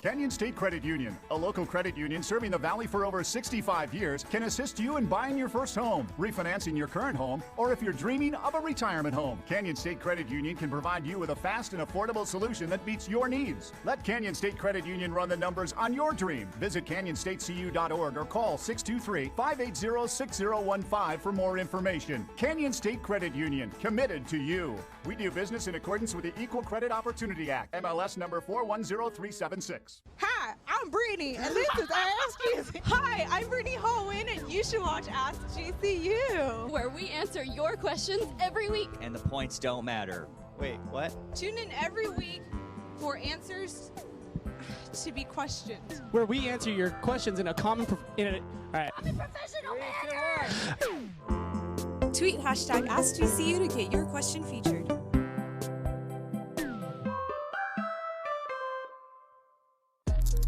Came through drippin', drip, drip. Came through drippin', drip, drip. Came through drippin', drip, drip. Diamonds on my wrist, they drippin', ice. Came through drippin', drip, drip. Came through drippin'. Mountain Dew Ice, a clear, refreshing lemon lime. Back to the Lopes halftime show. Right now, GCU on top, 41.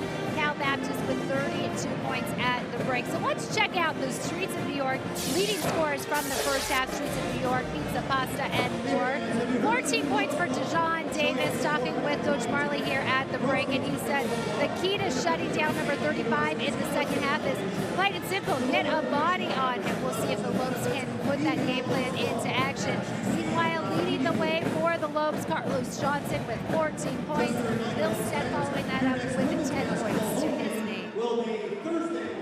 And I'm Kate Longworth, welcoming you back right now, and I'm joined by Matt Lamb, Canyon Activity Center Recreation Director, and it's pretty exciting because the wait is over. Tell me all about the Canyon Activities brand new center. Well, I can tell you it's a big place, and it's been really cool to see the students walk in and see these 10 basketball courts, 13 volleyball courts. We're getting a climbing wall built. It'll be open in a couple months. There's tons of room for students to hang out and just have fun.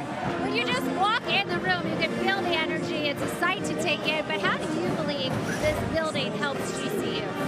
Oh, well, students can just be engaged with different activities and do more than we've ever been able to do because of the size of the building. We've got multiple groups that can do things at once and just have a lot of fun and hang out. Monday night is actually our intramural championship basketball games. We're looking forward to having that in the building for the first time. So where exactly on campus is it located? So it's kind of on the east side of campus across from the Agave apartment complex up near Missouri Avenue. And you touched on some of the activities, but can you just expand why students want to go over there, what they can be involved in, and what the hours of the CAC are? Yeah, so we're open currently from 8 a.m. to 11 p.m. And, you know, what's been really fun to see is students can come in there and ask for a volleyball net to be dropped down and just have fun playing with their friends or anything else that you can do, you know, inside the gym. So it's been a lot of fun to watch that. And you referenced a walk wall might be coming. Are those rumors true? That is very true. We are getting a rock wall on campus, and it's going to add a nice, cool, different element inside of that building. Guys, you're hearing that first. Thank you so much, Matt, for joining us. Congratulations. And really, guys, just an incredible facility to have here on campus. To remember back just a few years ago to our college days, and while you're trying to stay on campus looking for things to do with your friends, it's pretty exciting to have a Canyon Activities Center like this. And hey, guys, I'll meet you over at the rock wall when it's ready to go, right? No doubt about it. We saw you climbing it the other day. She's already been climbing it up. Jerry Colangelo's here. Oh, look at that. Mr. Westfall is in the house. Star-studded evening. Wow. There was a rumor floating around that Tom Chambers was going to be here as well. I haven't spotted him yet. Interesting. Yeah, there's always somebody in the crowd. You look around. And a number of Major League Baseball players out of the baseball opener on the 15th against Wichita State in the brand new ballpark here on the campus of GCU.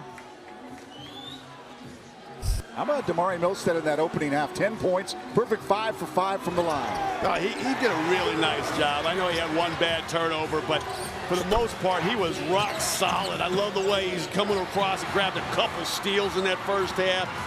Nice pass over to Matt Jackson. That was their first fast break point of the game. They really needed that one. And then a number of good plays in the half-court sets as well. So give Damari Milstead a big golf clap for getting it done there in that first half with 10 points.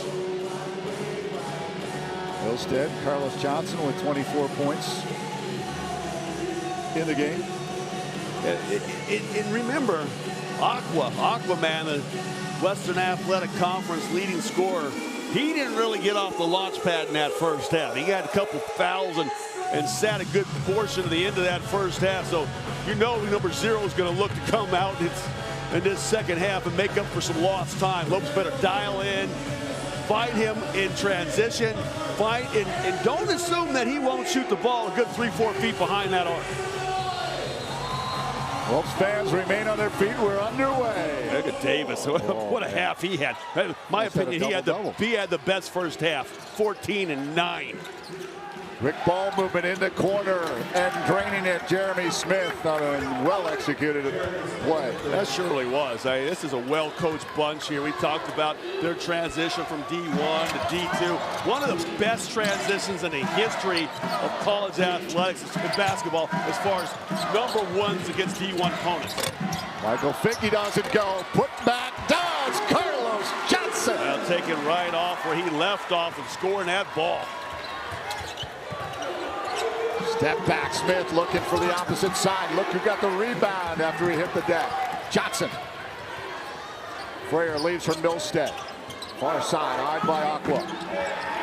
Ooh, nice move to his right. Kicks back. Labor looks down low. Now he's going to move it. Hand it over to Johnson. Johnson wants three. Does he get it? No, it's short. Davis, another rebound there. Falling back a little bit. Davis now with that double-double. That's his 7th double-double on the season. Aqua Pine doesn't go. Everybody was watching.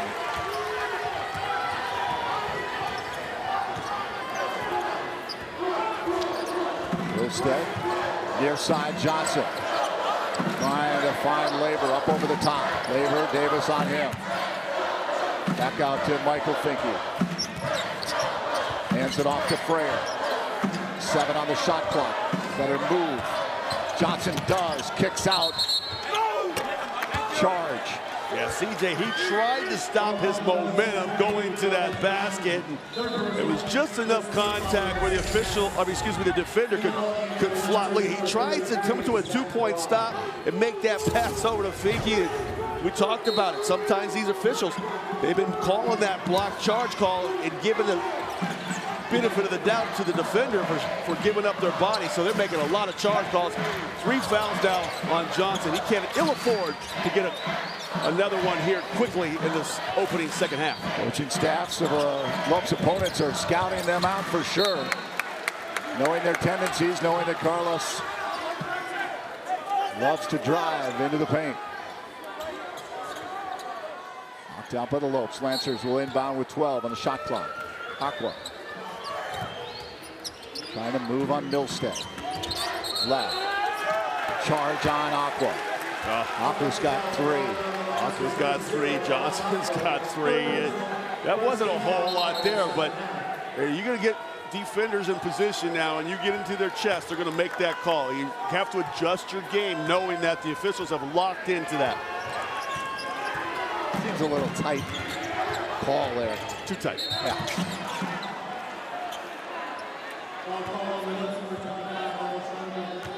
Well, I tell you, I might walk down there and take the peas out of those whistles. Yeah. He blowing them awfully fast and furious. This is one here. He tries to get there. No, he's not set. He's sliding out there. So good call.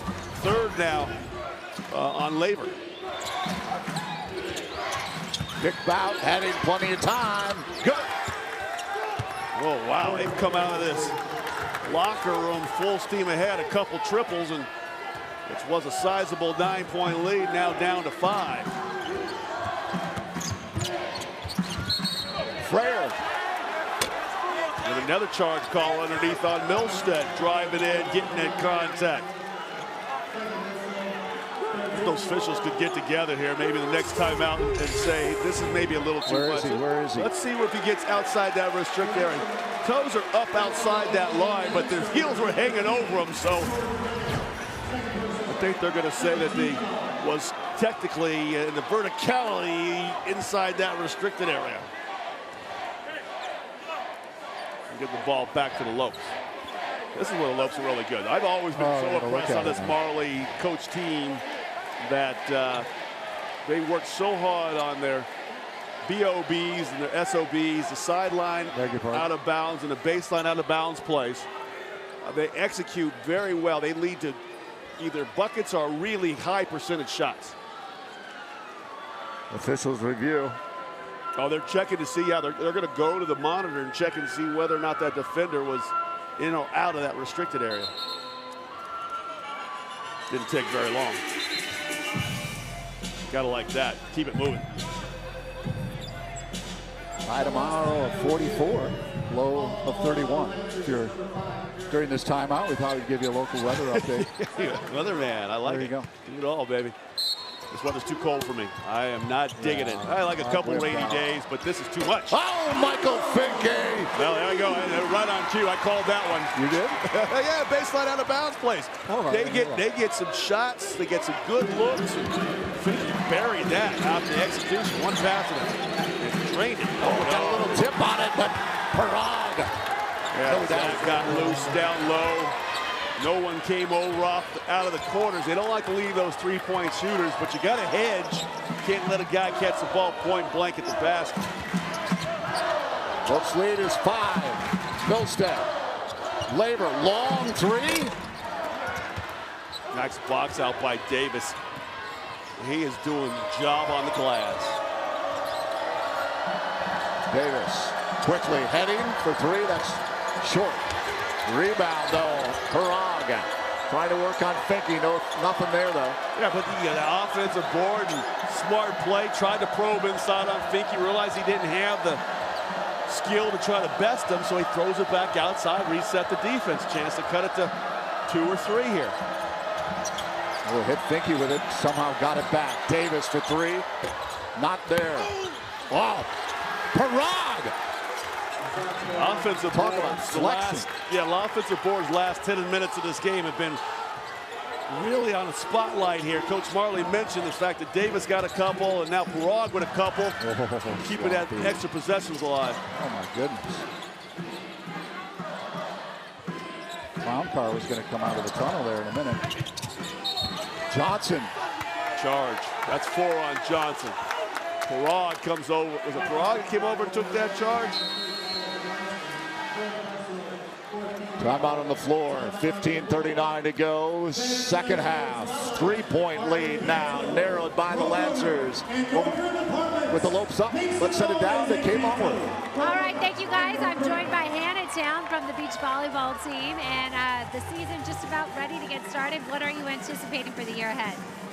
We're all very excited to get started and just see different faces on the other side of the court.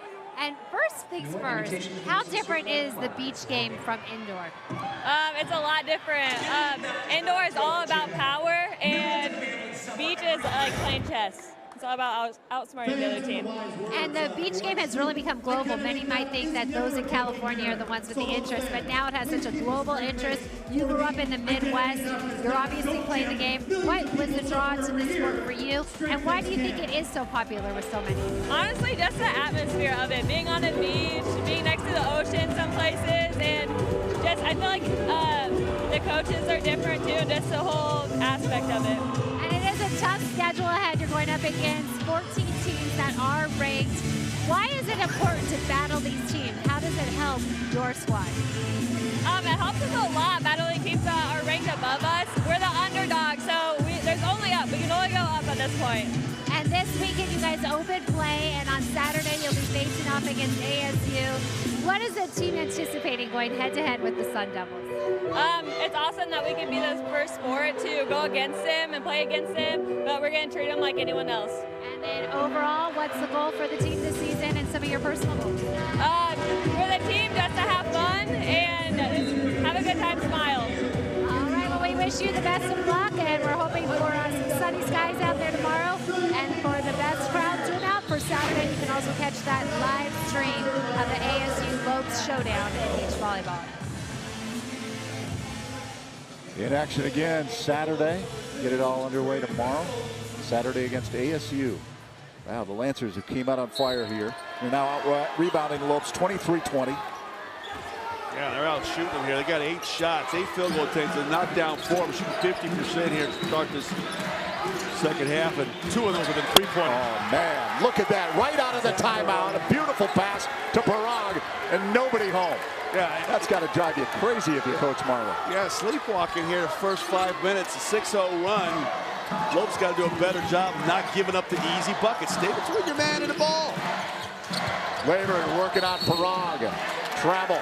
Oh man, the wheels are coming off Ollie Labor. I spoke. I said, you got to stay between your man and the basket. I get that. You want to come out here and help, but you get strung out that far, you let that player go east and west instead of going back south away from, or north away from the basket.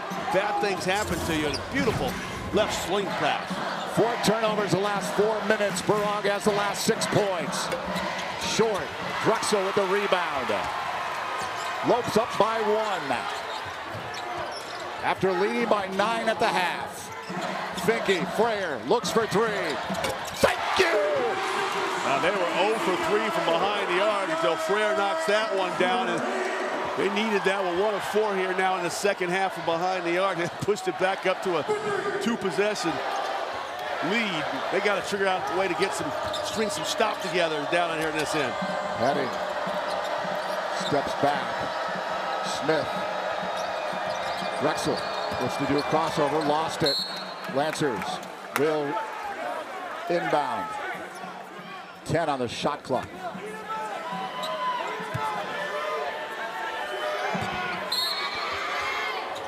Heading. Ooh, Aqua went out. Ooh, off balance.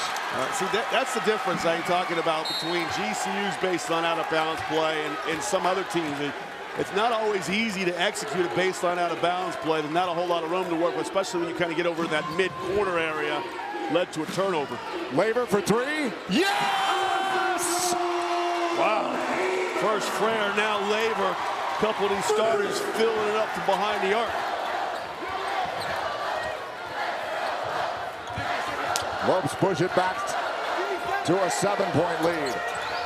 Aqua to Perron, stopped there by Drexel. Kick back out to Davis. Now to Aqua. Davis takes it back.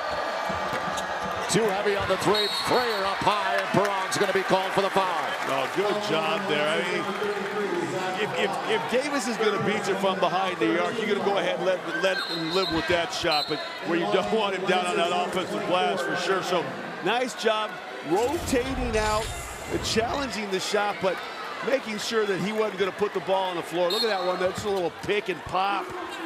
Nice job stringing out the defense there. And that's kind of what Aqua did when they had the roll man in Parag. Well, Laver's a pick and pop guy, and they got the three out of it. There it is again. Laver for three, not there. Frere with 5 rebounds. Oh, look at that. Charge. Aqua. Aqua, down medicine. That's 4 on Aqua now. I tell you what, everybody's stepping in. They realize, okay, if I can get in front of somebody and they're driving, that's going to be a charge, because that's what the officials have highlighted tonight. They're consistent with their call. Mosley in for Aqua. Their leading scorer takes a seat. He didn't have a great game when Jared Martin was playing on the first time these teams met, better in the 4-14 shooting. So you wonder without Martin who was going to take up the challenge, but the look. Milstead, it's ringing threes here in the second half. Yeah, well, a 1-point lead and now blown up to a 10-point lead on 3 3-point baskets.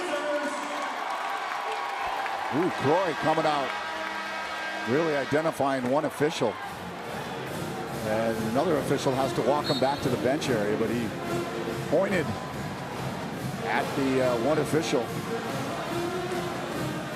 I don't like I'm sure he doesn't like the fact that his star player and WAC leading scorer picked up his 4th foul on a drive to the basket, 20 feet away from the hoop. Well, after a big opening weekend with wins against Wichita State and Ball State, head coach Andy Stankiewicz and the GCU baseball team take to the road for 3 games at TCU. They'll be back on February 26th at 6 p.m. The UC Riverside comes to Brazel Field at GCU Ballpark for 1 game. Phase 2 of that ballpark is completed, so come on out. Tune into GCU.tv for all the action. Beautiful new ballpark, seats about 4,000. Beautiful berm down the right field line for families and the kids to come out and just enjoy themselves at Brazel Field. That's February 26th, back here in Phoenix. Let's take a look at the top 25. Duke. You only need to know one thing. Carolina beat Duke last night. I heard that. Said the former Tar Heel. I mentioned earlier about SportsCenter.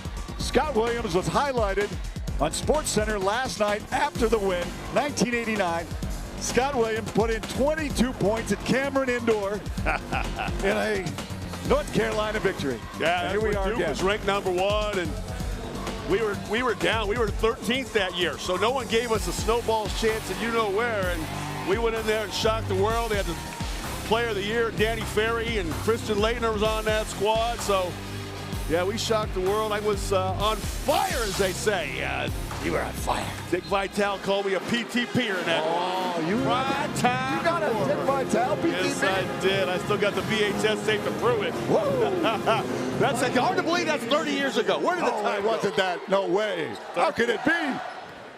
Oh, we got a technical Coach foul. Croy, I mentioned he got a little animated there before the timeout. They gave him a technical.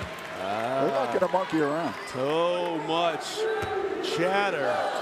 That's going to push this lead. I know Finke, he's money from that free throw. That's going to push it up to 12. 11-0 run for GCU. Now this thing, it was so close, and next thing you know, bam, 3 threes and a couple techs. Got ourselves a 12-point advantage for the Lopes. But don't count out this Lancers team. They know how to put the biscuit in the basket. Yeah, Davis still on the court. Can they do it without Aquaman now? Ooh, roll with a pass at the feet of a big man. That's a no-no. Then with Scott Williams long enough to know. Do not pass the ball. Don't want it on top of our shoelaces. Yeah. Milstead, floater, no! Mercy! What a game by Damari Milstead. As hot as he was in the first half, he has continued here in the second half. Nice little runner teardrop, going to his left, flipping it back up with the right hand. Oh, it got a little tight there. What was it? Lead narrowed down to 1, and they open it back up. Back-to-back turnovers. Davis, another turnover. Look at this one more time by Milstead, getting pressured there. Was that Mosley on him there? Pressuring that ball, and Milstead with the size advantage. We don't say that too often. Size advantage over the 5'9" Mosley. Aqua on the floor. Milstead, back out, Drexel. Freyer, open for 3. Oh, wow, it has gotten ugly here for the Lancers. Everybody's dropping them down. 17 points now, the biggest lead of the game for GCU.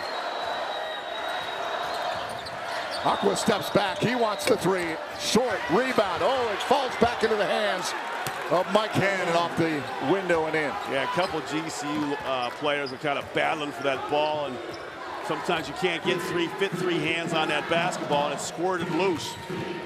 Milstead leads through quickly down to Labor. Oh, he's fouled. That's that intentional foul I was talking about in the first half, where you come over and track a guy and make him earn it from the line. Petting picks up the foul.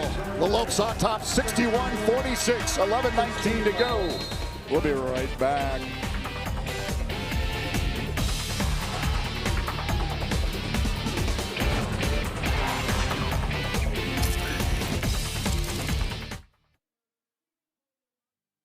Armed Forces heroism, courage, and bravery give greater meaning to what it is to be an American.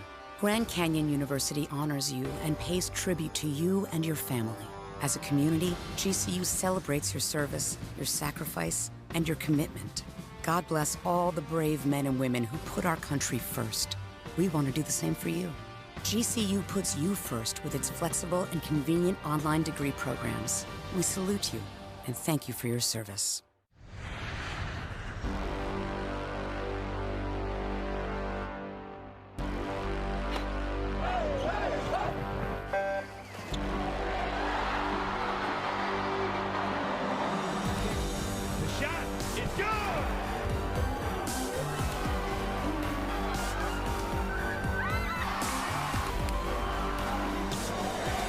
Feel the thunder in the heart of Phoenix. GCULopes.com.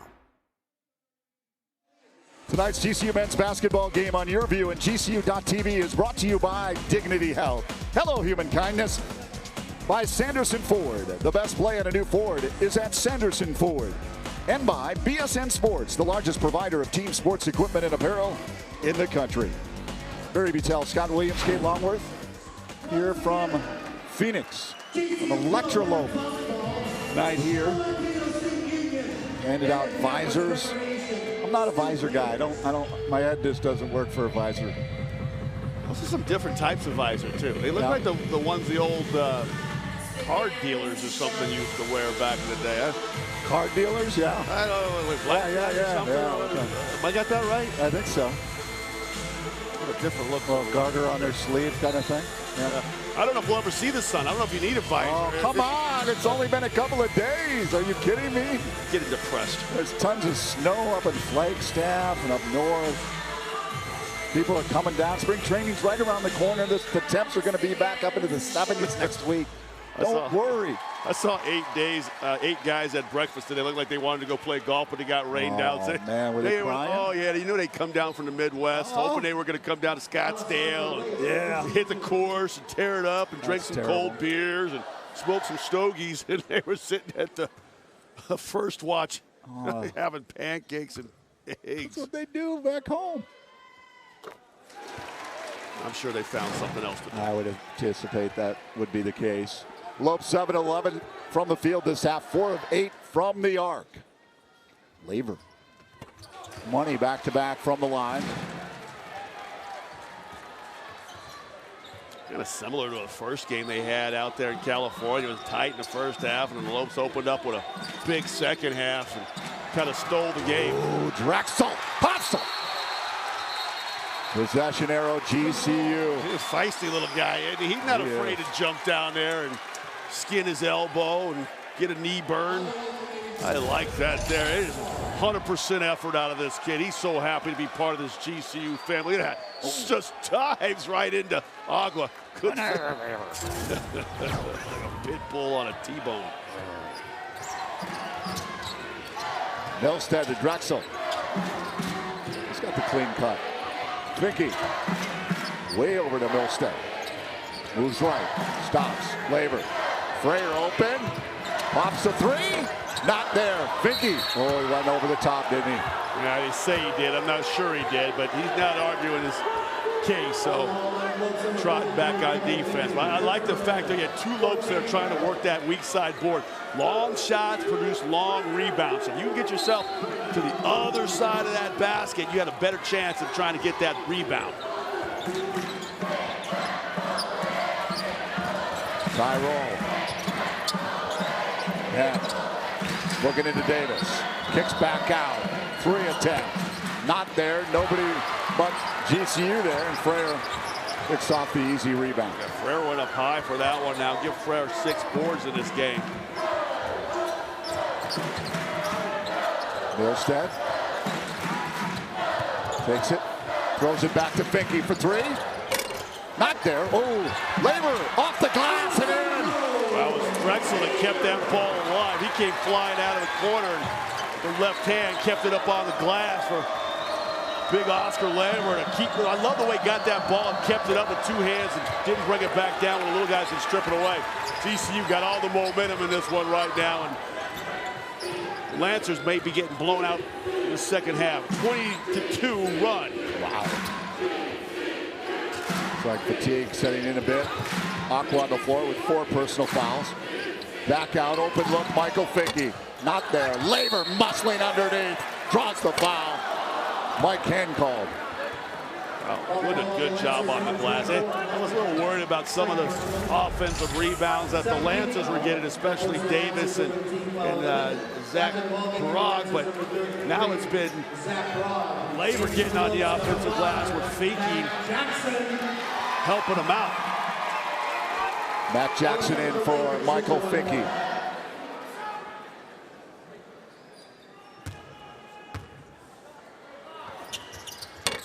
Ooh, rings out. Rare miss the line for the Lopes. I'm not used to seeing those guys toe the line and having that ball spin out of there. Looking for Perron off his hands and into Lavers. Turnover starting to mount now for the Lancers. They had 9 at the break, and it's getting real sloppy and lackadaisical. It seems like their confidence is fading here. And almost got a hand on that. Was able to get it over to Laver. Drexel has it now. 10 on the shot clock. Kicked out, Frayer. Frayer drives, steps back. Milstead throws up the 3. Oh, looky, looky, looky! 22-point advantage. This one went sideways real quick for the Lancers. I think it just, there's no rhyme or reason of where these shots are coming from. They're just doing a real nice job sharing the basketball. Brock kicks back out. Hattie comes back. Looking to move on Jackson. Drives up high.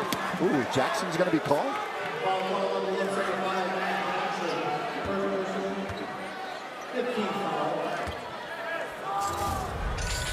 Just one more time here. Nice job by Frere. Snaps it back, and Milstead he was so quick out of the corner, he just ran away from his defender. Heading at the line. It's the front end. A couple weeks ago, February 4th through the 10th, Heading was the WAC Conference Player of the Week. It was the first such honor for a Cal Baptist player in the D1 era.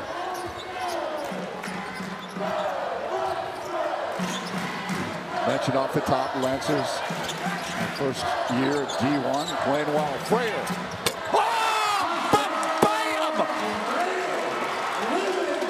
Well, whatever they had going in that Chicago State game is carried over here in GCU Arena.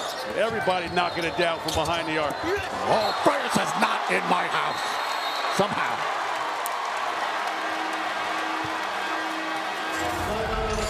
Well, not giving up on the play here. Tried that old sneaky Euro step. Frere said, nope, ain't gonna have that here. Not tonight, not up in here. 71-48, got a little tight there for the Lopes. The lead was 1, and then bam, and 71-48. It's late in threes, though. That helps. The Lancer defense had time in the first few moments of the second half, and all of a sudden the Lopes have just busted 3 of their shackles and have been continued to knock down the 3 ball and come from all over different spots of the floor and picking pops and off the swings. I love the way this team is sharing the basketball, inside, back out, and then little rotation out of the corner, back up to the top. I love this one right here, just like, oh, hey, Oakland to Oakland, you shoot it. Let's take a look at the BSN Sports calendar for GCU Sports. BSN Sports, the largest provider of team sports equipment and apparel in the country. We've touched on beach volleyball, New Mexico.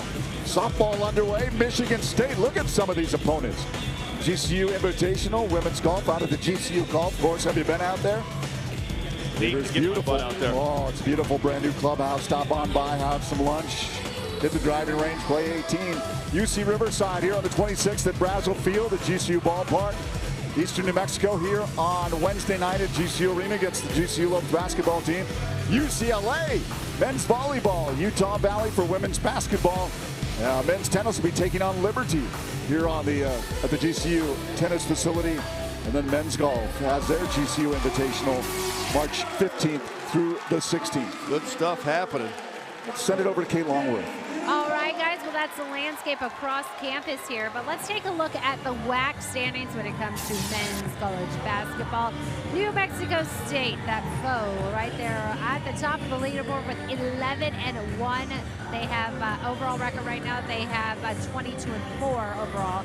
They have won 11 straight, and then GCU coming in that second spot, 8-4 record, 15-10 overall, and after that win at Chicago State, bounced back, snapping that 3-game losing skid. Utah Valley behind them, Cal State Bakersfield at 7-5. Tonight, Cal Baptist, they are at 5-5 in conference play. They, of course, do not qualify for the tournament this year, making that transition to D1. However, they have been playing their opponents within conference pretty strong. And guys, we know there are 5 games left, 4 conference games. New Mexico State, though, with that 11 record, they're at the top spot. So, Scott, as you watch this game and tell us what's going on, maybe just expand to what the Lopes need to do to finish off this season strong in your opinion. Like that right now, my goodness. This has been one of the best runs the Lopes have had all season. 28-4 run. This game was 45-44 not too long ago. Aqua trying to get the team back. That's short. Oh, picked off, and Drexel brought it home. They have just lost the consistent offensive looks that they were getting in the first half. A good ball movement, the penetration inside and out. Here we go, 30-4 run. Have you ever seen the Lopes this hot on this GCU floor against a top-tier Western Athletic Conference opponent? Yeah, it was tight at Riverside at the half, and then the Lopes opened it up like they have here. So they script has been followed against the Lancers by GCU in the second half, although they let them run back there early in the second. Yeah, I mean, I'm sure the Lopes fans love seeing them play this way, but certainly they'll be headed to the exits to get an early start on traffic. And look at Drexel right there, just in the right place. That one comes off the shoe. He goes coast to coast with it. And Oscar Frere, nice job getting the pick by Matt Jackson, works his way to the left. That's just some good two-man basketball. Lopes 9 of 23 from the arc. They had made 10 at Chicago State. They are hitting that. If they hit 15, that is the magic number. Never happened. 7:13 to go, 75-48. As the men's team in action tonight, the GCU women's basketball team coming off a big 84-49 win over Chicago State last Saturday. They play at Cal Baptist tonight and at Bakersfield on the 2nd. The next home game for the Lopes, March 7th against Utah Valley. The Wolverines sitting in the 3rd position in the WAC as they visit GCU Arena to take on the Lopes. Game time set for 6 p.m. It's that Western Athletic Conference Tournament. 13th through the 16th, men's and women's at the Orleans Arena. Hope you've got your tickets. Decked out in Lopes gear. Hope to see you there. It's a wonderful time in Vegas. Heading, drives in the paint. Big right hand. Not there. Rebound, Matt Jackson. They just can't get anything going. Whether they're trying to fire from the outside or the dribble drive. Lopes doing the job defensively here in the second half. They have shut down this offensive attack by the Lancers. Ooh, Frere. Lancers one of their last 9. Ooh, got a hand on it. Nice play by him. Even when they make a good play defensively, unfortunately, Penn was stepping on the out of bounds line as he tried to swat that ball back over to one of his mates.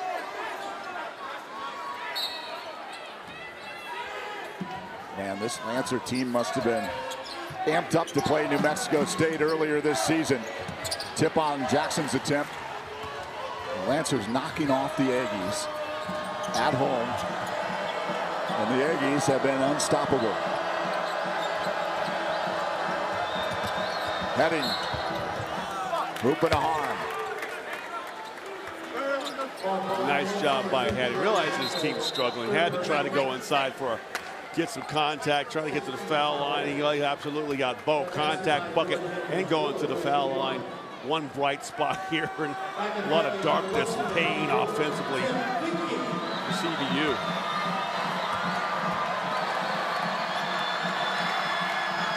Cal Baptist not too far from my hometown of Hacienda Heights where I grew up. Yeah, just a little down the 60 freeway and hang a left on the 90, you're right there. Of course. Depending on the time of day. Oh, he put a little extra hot sauce on that tongue. That was fear fire right there. Gonna set that one up while the Lancers were on the free throw line. Good communication, great execution. Led to a slam dunk that got everybody up out of their seats. Lancers can't buy a bucket. Back up, Jackson. Drexel for 3. Bam! Oh, mercy. 29-point lead. Everybody's having some fun. Guys on the bench, the starters now out here waving the towels for the guys coming up off that bench doing a nice job. Blumberg's heading over to the scorer's table.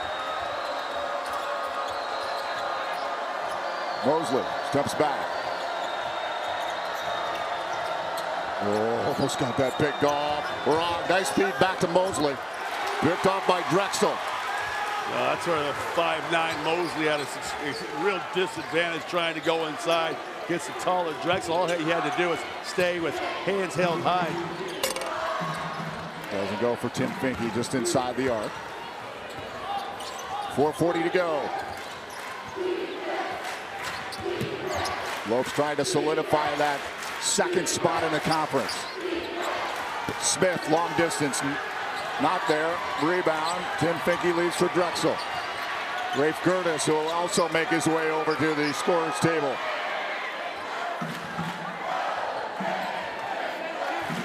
Rafe's going to get some quality minutes. Milstead for three. In and out. Push back out. Good work there. Looked like Jackson. I'm surprised that didn't go down. All these three balls have gone down. They got 10 tonight. They had 10 against Chicago State on the road. I wouldn't be surprised if another one or two dropped from behind the arc before this one's said and done. Drexel, Tim Finke for three. Ooh, way off the mark. Close the door. Oh, my. Finke got a little strong out of that corner. Smith drives. Oh, did Matt Jackson get a hand on it?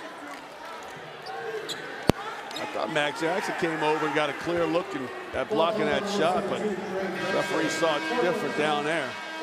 Drexel called for the personal foul. 3:43 to go. Lopes opening up a 80-51 lead over the Lancers. Woo!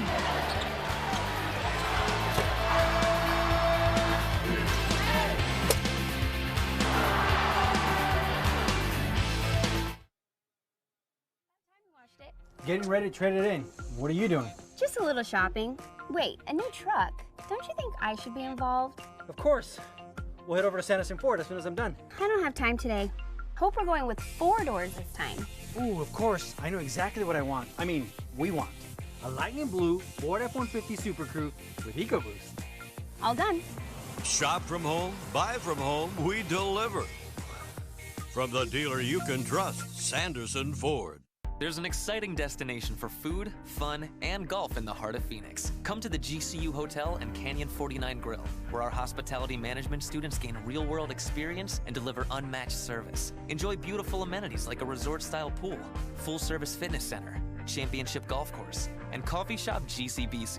Canyon 49 Grill serves American fare all day and happy hour with a great vibe and Lopes pride. Room rates start at $89 per night. Visit GCUHotel.com today. Back at GCU Arena where the Lopes lead it now in a commanding way, 80-51. Trying to improve to 9-4 in the conference. How about Oscar Freire? I love this one here. Remember Oscar Freire giving Milstead a little something. Oakland behind the three-point line, and Milstead says, let me return the favor. We go Oakland to Oakland with the alley-oop, and boy, goodness, Oscar Freire's dome's up there by the rim. Rebounding margin back in favor of the Lopes by 1, 32-31. Those numbers by Freire tonight, 18 points on 6 of 9 shooting. Last count, I believe he had 7 boards as well. Milstead, he's got 18 points and 5 of 8 shooting. You throw Carlos Johnson in that mix with all those points. They have 52 points by those 3 starters to go along with 10 assists. That's what you call getting the job done. I mean, you can't play any better than that. You can take away a couple turnovers. You're never going to play a perfect game, but other than that, these guys have been money. I mean, and defensively, they sat down, got in a stance, and locked the Lancers up. Morrison in for Parag. Curtis on the floor. Blumberg's on the floor. Curtis in the corner. Oh, he pulled down a 3. Blumberg's quickly. Jackson turns. In and out. Rebound. A lot of white, but pulled away. Rao. Smith stops beyond the arc. Short. Rebound. You got a hold underneath there. I think that's going to send Finke to the free throw line. Morrison called.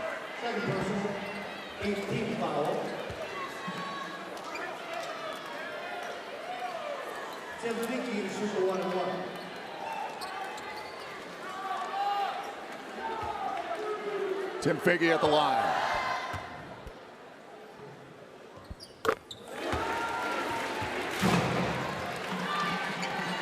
Lopes in the second half from the three-point line have shot 7 of 15. 7 three-pointers here in the second half, and I want to say all 7 of those came in about a 8-minute span, 8 or 9-minute span, and just blew the car doors right off the Lancers. Mosley working on Drexel. Mosley stops, doesn't go. Lancers just can't buy a bucket here. Yeah, it's almost like there's a cellophane placed over the top of that rim at the half. They can't punch through it. Finke, long 3 attempt. Oh, mercy, mercy, mercy.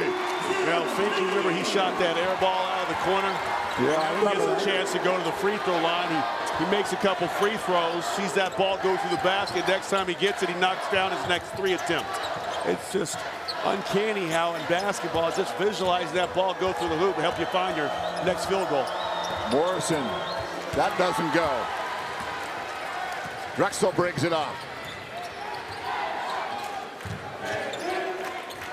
Drexel and Tim Finke bounce pass into Blumberg's got his back to the bucket. Ooh, got a hand on it, lost that one. Got to be more aggressive down there. Roberts has got to take a wheel and deal when he gets that ball down in that block. Doesn't go. Morrison off the glass and in.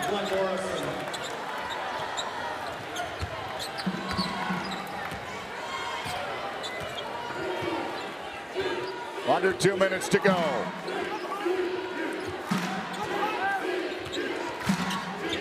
Drexel stops. Doesn't go. Morrison pulls it down. Smith up to Rao. And stops, moves to his left, looks for 3, and hits it. Oh, that was a nice little move right there. A little pump fake, get the defender off the floor, side step to the left and knock it down. They fall back into that 2-3 zone. Really would like to see them get Gertis a shot right here. Like to see this guy knocked down a 3.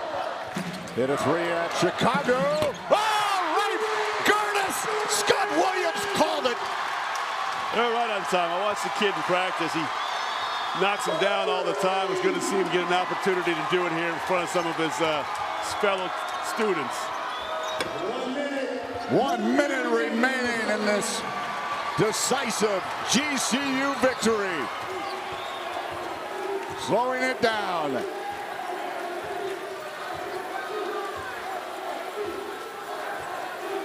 .15 on the shot clock. Gertis for 3. Oh!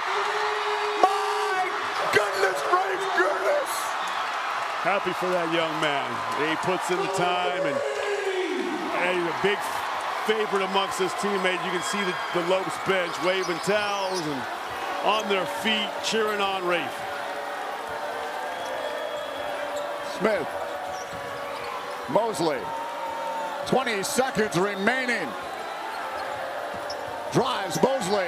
Underhand doesn't go, and a sweet move by Mosley. And that'll do it. Drexel dribbling out the final 5 seconds. Lopes win. The Lopes win 91-58. Ray Gertis. I love this one right here. I was calling for that one. You He were. hit the ball, and he knocked it down. Boy, he got a little taste. He said, that was so good. Let me have another. Knocks one down from the left wing. Happy for that young man. Smile on his face. Got the win. Then he got himself a couple trays. Big lift for the Lopes. Back-to-back victories, closing out the road trip at Chicago State, coming back, taking care of the Lancers in decisive fashion, 91-58. We'll be back with head coach Dan Marley's post-game press conference, look at our final stats, and much more.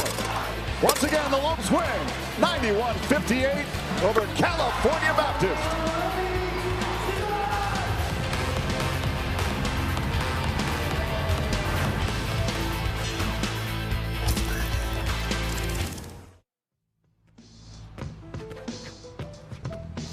It's not about where you were born.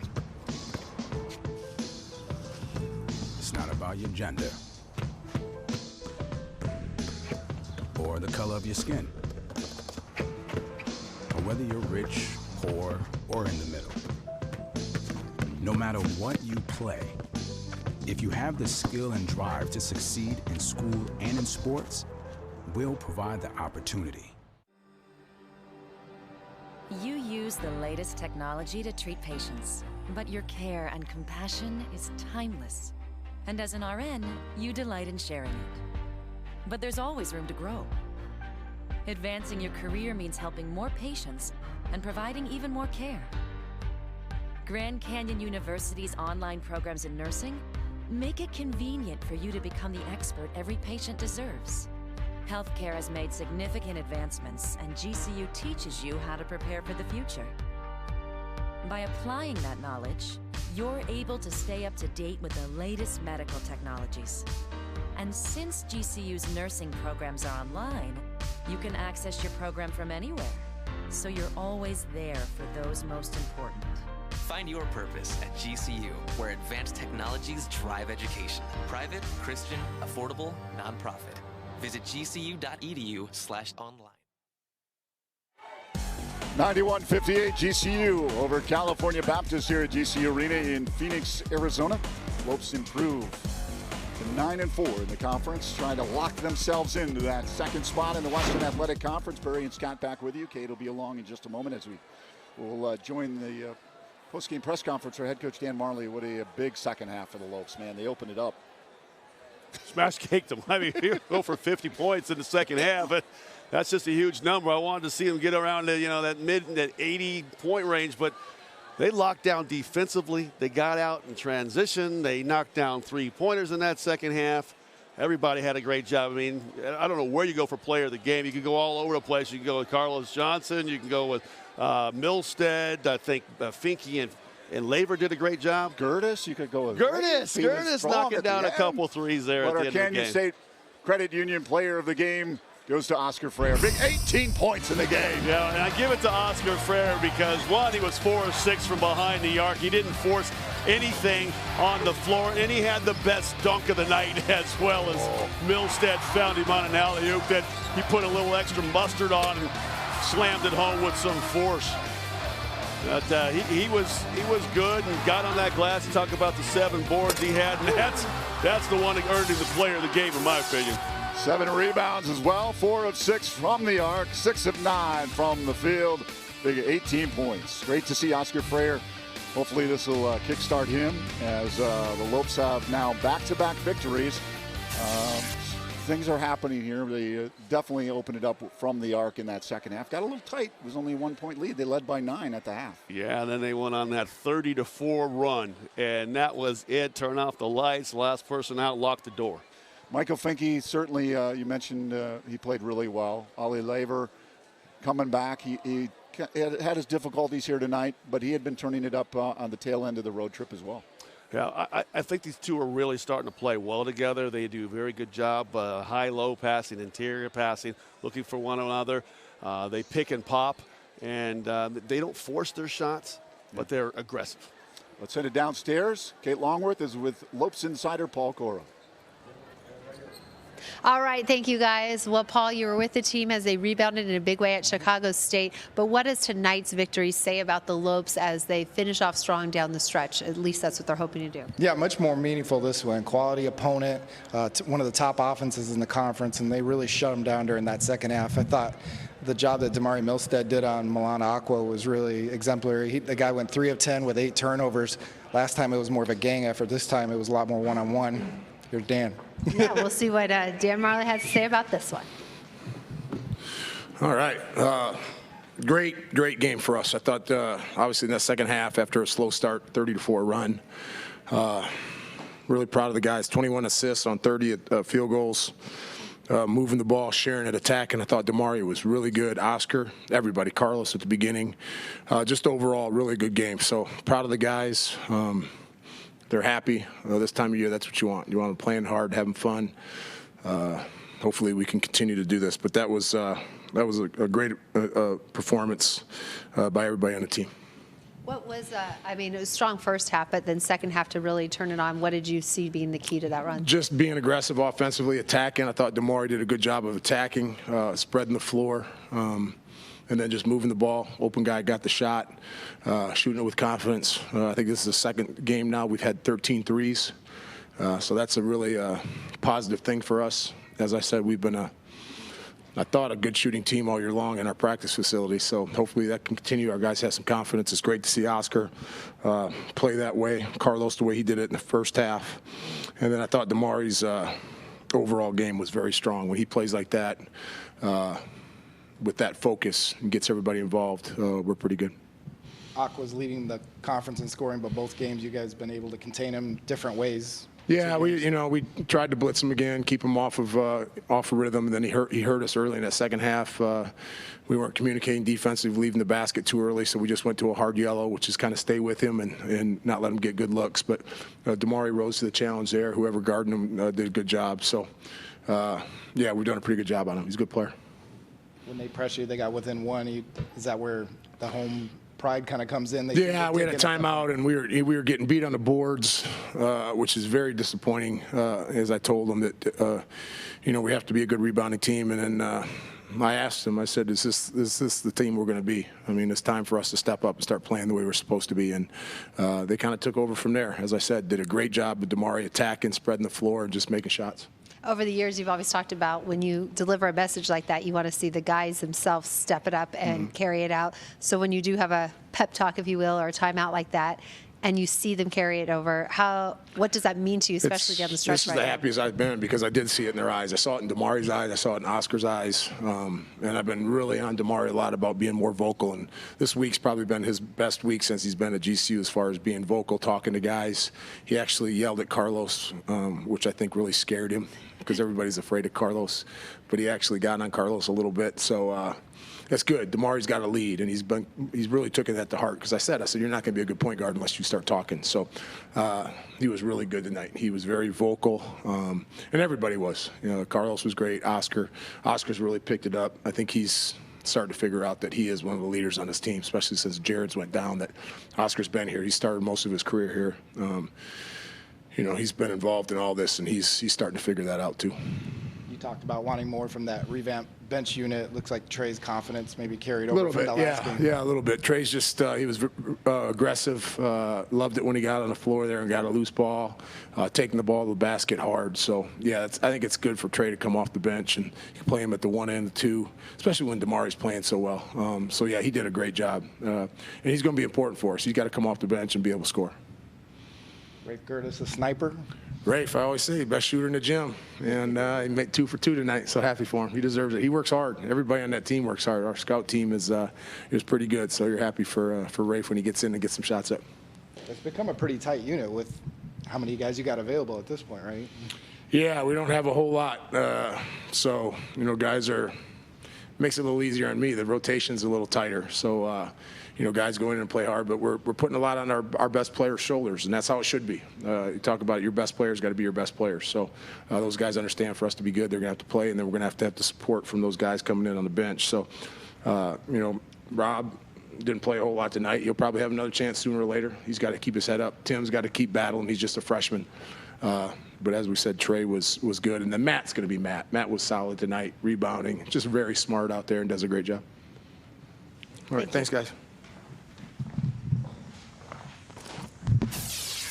Take a look at our final stats, 91-58, the final score. Free throws, well, the Lopes had plenty of visits there, 18-20, solid.